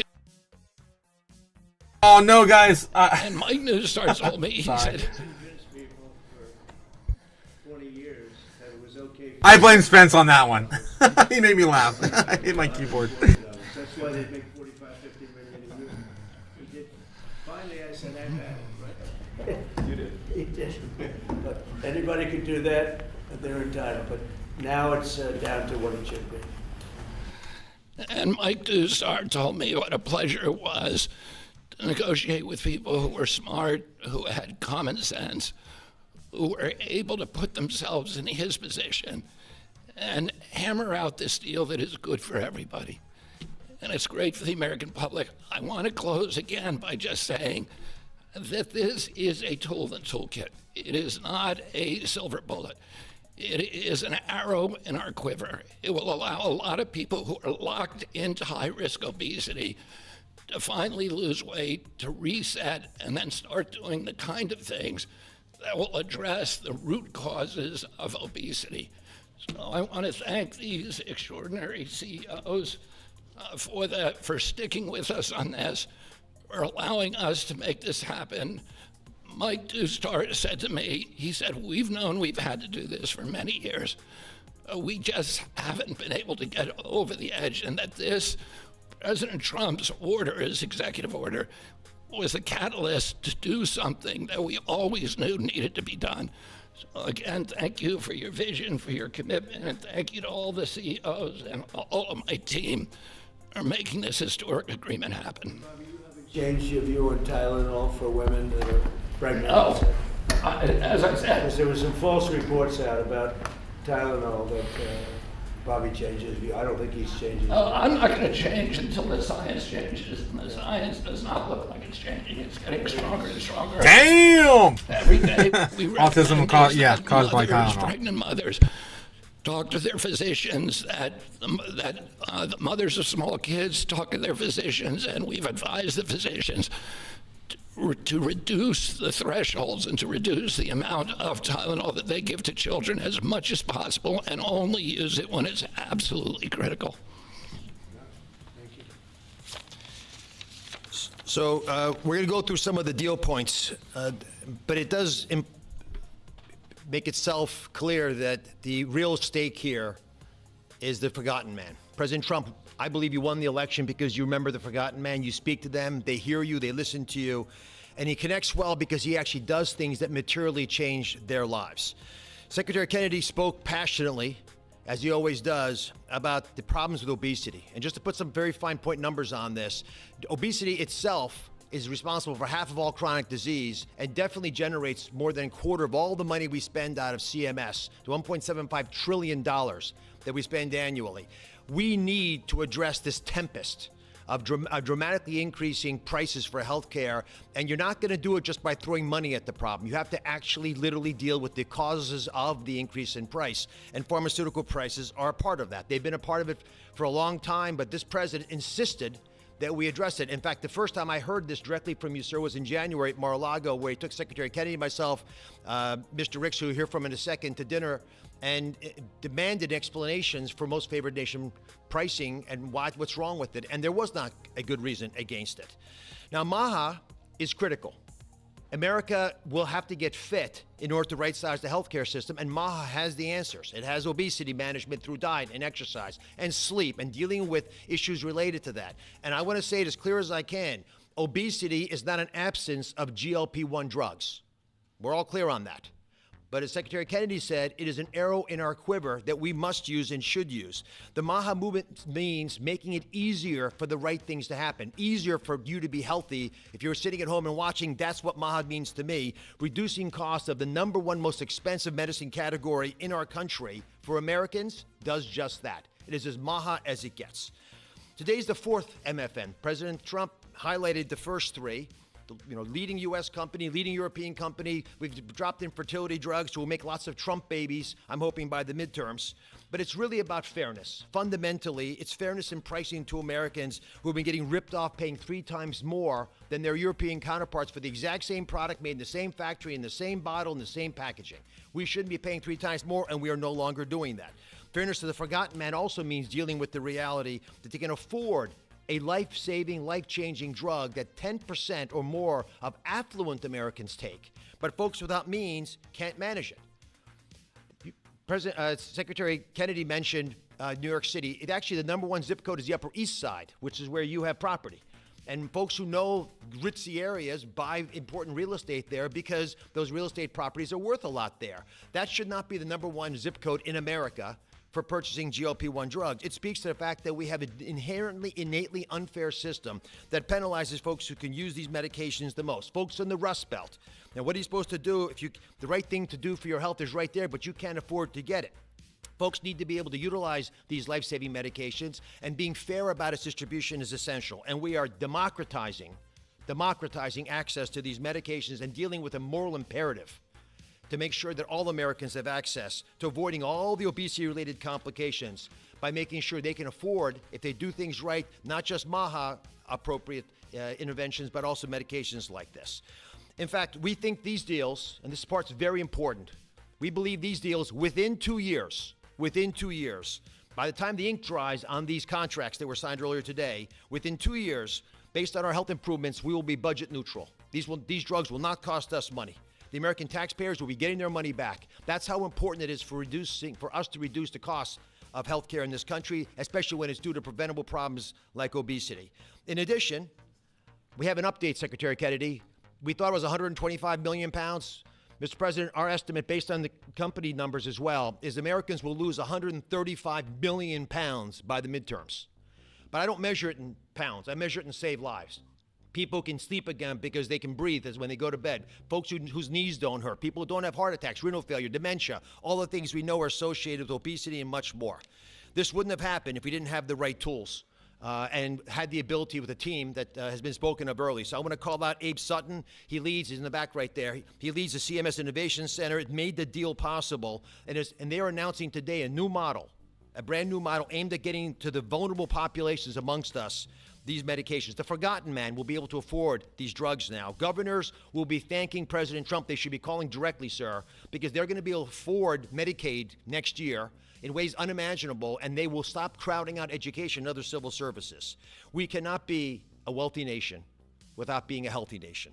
That's why today's MFN deal is a historic step forward for all America, and this is something that I don't think is partisan. There is no way you can argue against what just happened.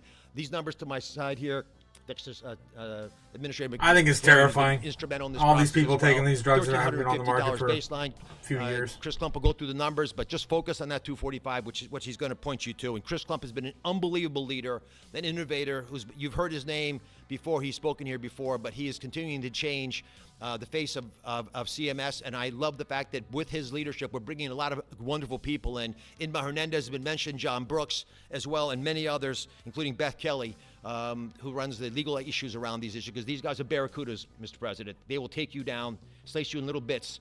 And that Howard's been there. It's no longer happening. You've got sharp folks. We're open for business. It's a generational opportunity to serve, and people are showing up. God bless you. Let me introduce now Chris Klump, who is just makes my life easier every day. I'm so proud of him. All great deals are rooted in principles. We've talked about this before, and today we're announcing another truly great deal. I love this deal, and it's rooted in the principle of potential. This is about unlocking the full potential of every American, the grandmother, the grandfather, the father, the son, by unlocking access to affordable life-saving medications that make a meaningful difference in their lives when they need them most. That's what today delivers. It's a deal built on principle for people, for the American people, and backed by policy that works. So the most important step to getting healthy is believing that your life has value, that God meant for each of us to have purpose and joy and to live fully.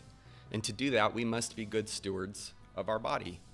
And the president has been fighting to provide another tool to do just this and enable this. And it's my pleasure to get to outline the contours of the deal today. So first and foremost, customary with the three prior announcements, all of the customary most favored nation terms that you've grown familiar with apply to these two deals. So this is actually deals 4 and 5. Full Medicaid portfolios today at most favored nation prices. Shared savings from existing drug prices in Europe deployed back to the United States. All primary care drugs at U.S. net prices or most favored nation prices available on Trump RX before the end of the year. And most importantly, all future drug launches across commercial, Medicaid, Medicare, and the cash markets at most favored nation prices going forward. Now, GLP-1s. So first, under this agreement, starting doses of oral GLP-1s will cost just $149 a month for everyone. That's roughly 1/8 the cost of the list price today. For Medicare, manufacturers are voluntarily reducing their prices for GLP-1s currently used for diabetes and other covered indications to $245 per month across all doses. The savings generated from this change in prices will be used to provide new coverage to obesity and those who struggle with obesity and also have high metabolic or cardiovascular risk. Again, all for the same $245 a month. That means Americans struggling with diabetes and obesity, with heart disease, or other chronic conditions can access these life-changing drugs more affordably. Medicare patients, importantly, will only pay $50 a month for a copay. This is a massive reduction from what happens today. For Medicaid, Novo and Lilly have agreed to extend the same new low government pricing to all 50 state Medicaid programs should they opt in. And we encourage them to opt in. And these will be available not just for diabetes and current covered indications, but also for obesity again. And in case you're getting tired of me saying it, at the same price of $245 a month, all covered doses. On Trump RX, the average price of injectables and orals will start average. That's compared to roughly $500 today. And that will trend down to, you guessed it, the same $245 a month over the next 24 months. That is 1/5 of the list price. It is 1/2 of the best price in the United States today. We're hoping, Mr. President, that your friend who has to travel to England to afford these drugs will no longer need to do so and can come and do it in the United States. I'll also just mention that the $149 is $1 less than what you asked us to achieve. Just gonna make sure that's clear. So I want to highlight two other really important points that make me love this deal so very much. First, this isn't about spending more, it's about spending smarter. The savings from the diabetes drug price reductions are being used in a cost-neutral way to fund the new indications for taxpayers. That's amazing, and that happens inside of that same 24-month period. It's cost-neutral. We're spending the money more wisely. But second, this isn't just about lower drug prices for Americans, though it does do that, but together with physical activity, with healthy eating and diet, and where appropriate, the use of breakthrough GLP-1s, the real return on investment is healthier Americans, lower chronic disease, lower costs, we estimate by tens of billions of dollars a year, and most importantly, higher productivity. Today is about freeing Americans from the weight, literally and figuratively, that holds us back. It's about unlocking the potential of every citizen to live fully, to contribute fully, and to find joy in their health. We cannot reach our full potential as a nation if we do not reach our full potential as individuals. And we cannot reach our full potential as individuals if we are not healthy. Thanks to Novo and Lilly for showing up so constructively over the last several months to make this possible. In particular, thanks to you, Mr. President, for again demonstrating that you fight for every American, this time for potential. It's now my sincere pleasure to first introduce Dave Ricks from Lilly and then Mike Dustar from Novo. Great, thank you, Chris. It's truly an honor to be here today for this historic step forward, to expand access to a class of medications that can fundamentally change the arc of chronic disease in our country. Of course, these are the incretin or GLP-1 agonist that we've been speaking about. For nearly 150 years, my company, Eli Lilly, has been investing in America. We've been advancing science and creating high-value jobs. But today, are you okay? Gordon, you okay? Uh-oh, someone just collapsed. Too many drugs. Oh, no. Well, that was interesting. Yeah. Okay. Someone's literally dying from Ozempic. And OZ just went down in price. Hells nah. Yeah. What the heck? Yep. That guy was on everyone's on OZ. Everyone. Which scares the hell out of me because I've been calling basically for, zombie apocalypse. That's going to cause it. It's going to cause it. Insane. And that was it. Wow, they actually ended it. Hello, everybody. Wow, they ended it. That was it. Crazy. Wow. Okay. What the hell is going on? This is real life. It's crazy. The simulation's breaking, guys. The simulation's breaking. Let's get back over here and see what else is going on. With you guys in the chat. There's a lot of takeaway there. Mostly drug prices and everything. Yada yada. I don't know if they're going to come back from that, actually. I think that was it. They ended it entirely. Yep. Weird. Yeah. Weird. Holy shit. Okay, well, that was just as disappointing as the last one, actually. Oh, God. That was whack, yeah. Oh, no. Jacob Snake says, love you nerds, though. Yeah, damn it. We need to add that to the bingo card. So we got robbed again. Damn it. Unless there was something I missed. I think he might have said economy, right? He probably said economy. He probably said trade. But other than that, I think we got robbed again, guys. We need him to say Canada. We need him to say snapping terrorists. We need him to say, I think that was pretty much it. The only thing that got us close. Democrats and inflation. He might have said inflation. He might have said it. I don't know. But if that's probably all I'm going to give. I don't even think he mentioned the government shutdown at all. Even if he did, it wouldn't have saved us. He didn't say the best, but he kept saying, no one else is doing it. No one else. No one. Like one of those sort of things. But yeah, we got robbed on our bingo card again. That sucks, guys. He did say tariff like a bazillion times. He said China a bazillion times. He said his own name a zillion times. It was fun, but he didn't, didn't give us anything. I was expecting a statement at the end of that, to possibly go into more of the economy. But yeah, we didn't get it. And I was also pertaining to, if you guys saw me comment, that what I saw today reminded me a lot of Utopia. So there was actually 2 series. Both of them were canceled because of the COVID pandemic. But the first series came out in the UK. It became a cult classic and then got a remake during COVID. It aired for 1 season and then got canceled. But if you guys ever seen that TV series, again, going into like science fiction, doomsday type scenario, Utopia was a TV show that was actually originally in the UK.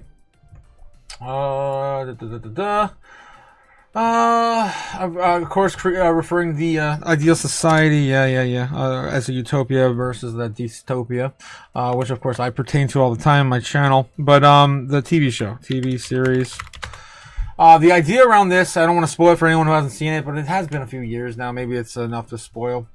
Basically, we go into a panic, some sort of shutdown or pandemic, like we had with the pandemic, right? The COVID. And to me, it seems like obesity is a pretty good pandemic, if you will. Again, getting these cheaper and more out there to each consumer, and all these different drugs. Of course, these have not been tested for more than a year or 2, like maybe 3 at most.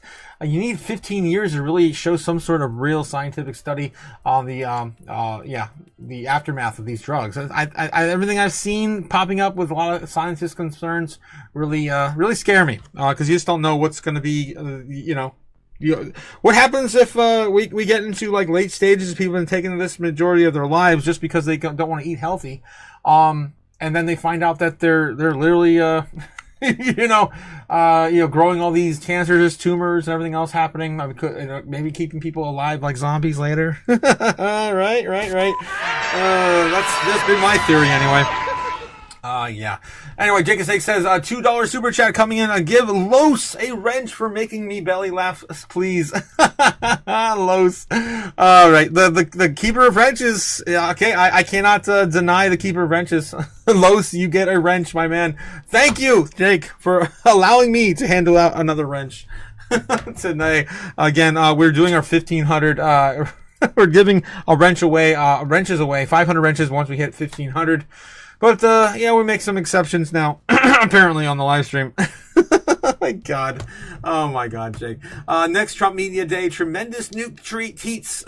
What? Nuke tests. Talking about tests, right? Tests.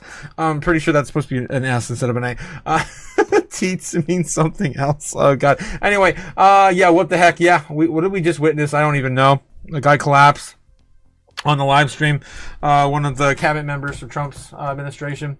I didn't even recognize him, to be honest. Yeah, we can probably get a little update on this here. Let's see. Anyway,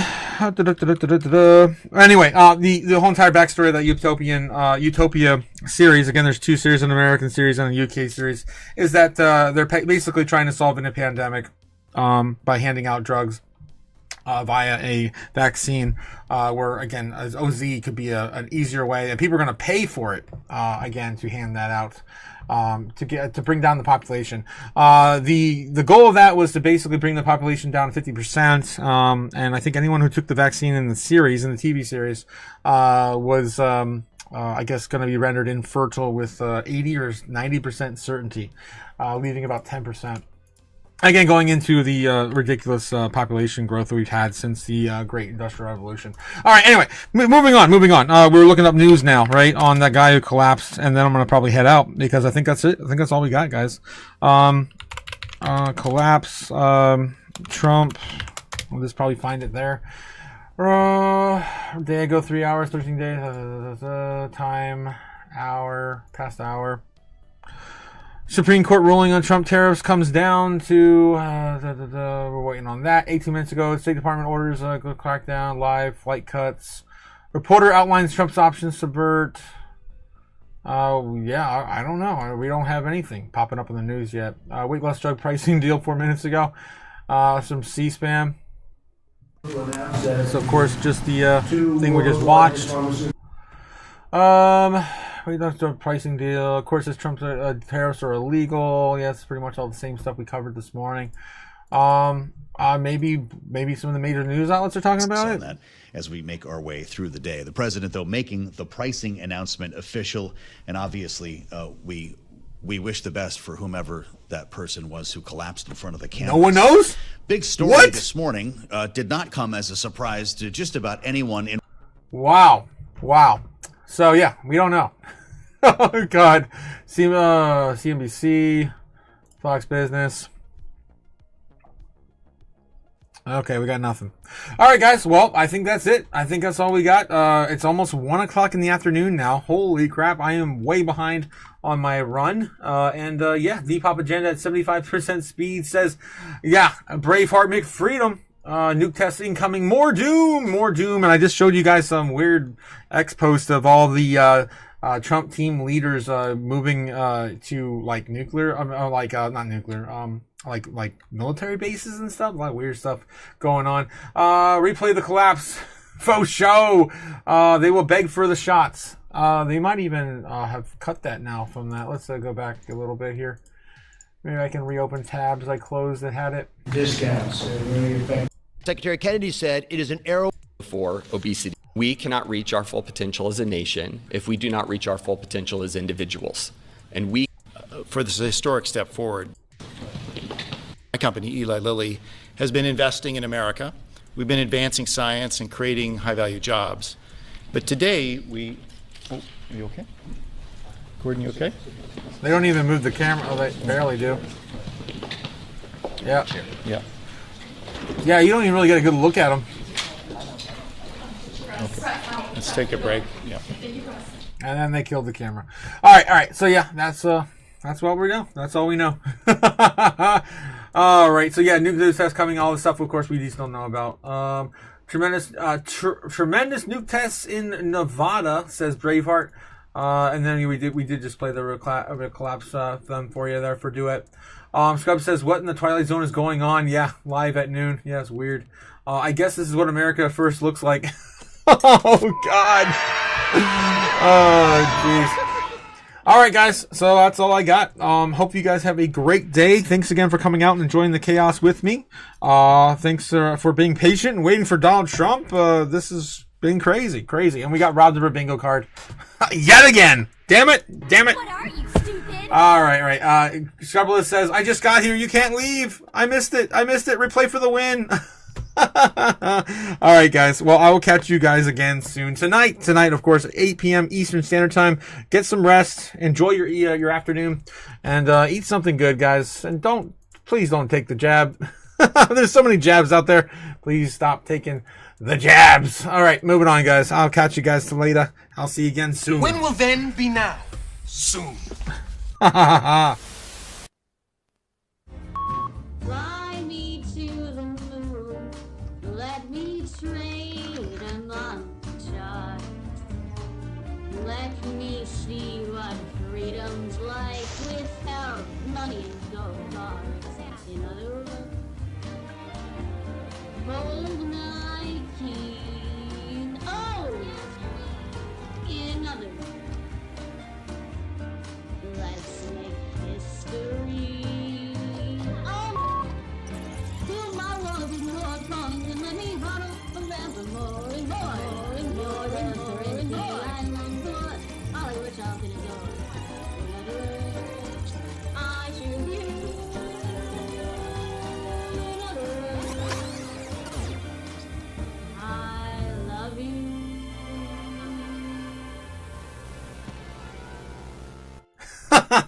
Yeah, I think next time we do need someone collapsing on the bingo card. I think we might be a repeat of next time. Oh man, that kind of goes back to the other conspiracy I was talking about. Just the other night, we were talking about conspiracies on Tinfoil Hat Tuesday, right? About how people collapse because of the cloning facilities electroshocking their cloned bodies and bringing them, of course, to consciousness in a remote location. Maybe that's continuing still in the media. All right, guys. So anyway, I will catch you guys tonight. Have a good one. Don't go too far down that rabbit hole. The jab strikes again, says Braveheart. Oh no, strikes again. Oh, scary, scary stuff indeed. All right, guys, have a good one. I'll see you guys again later. Later!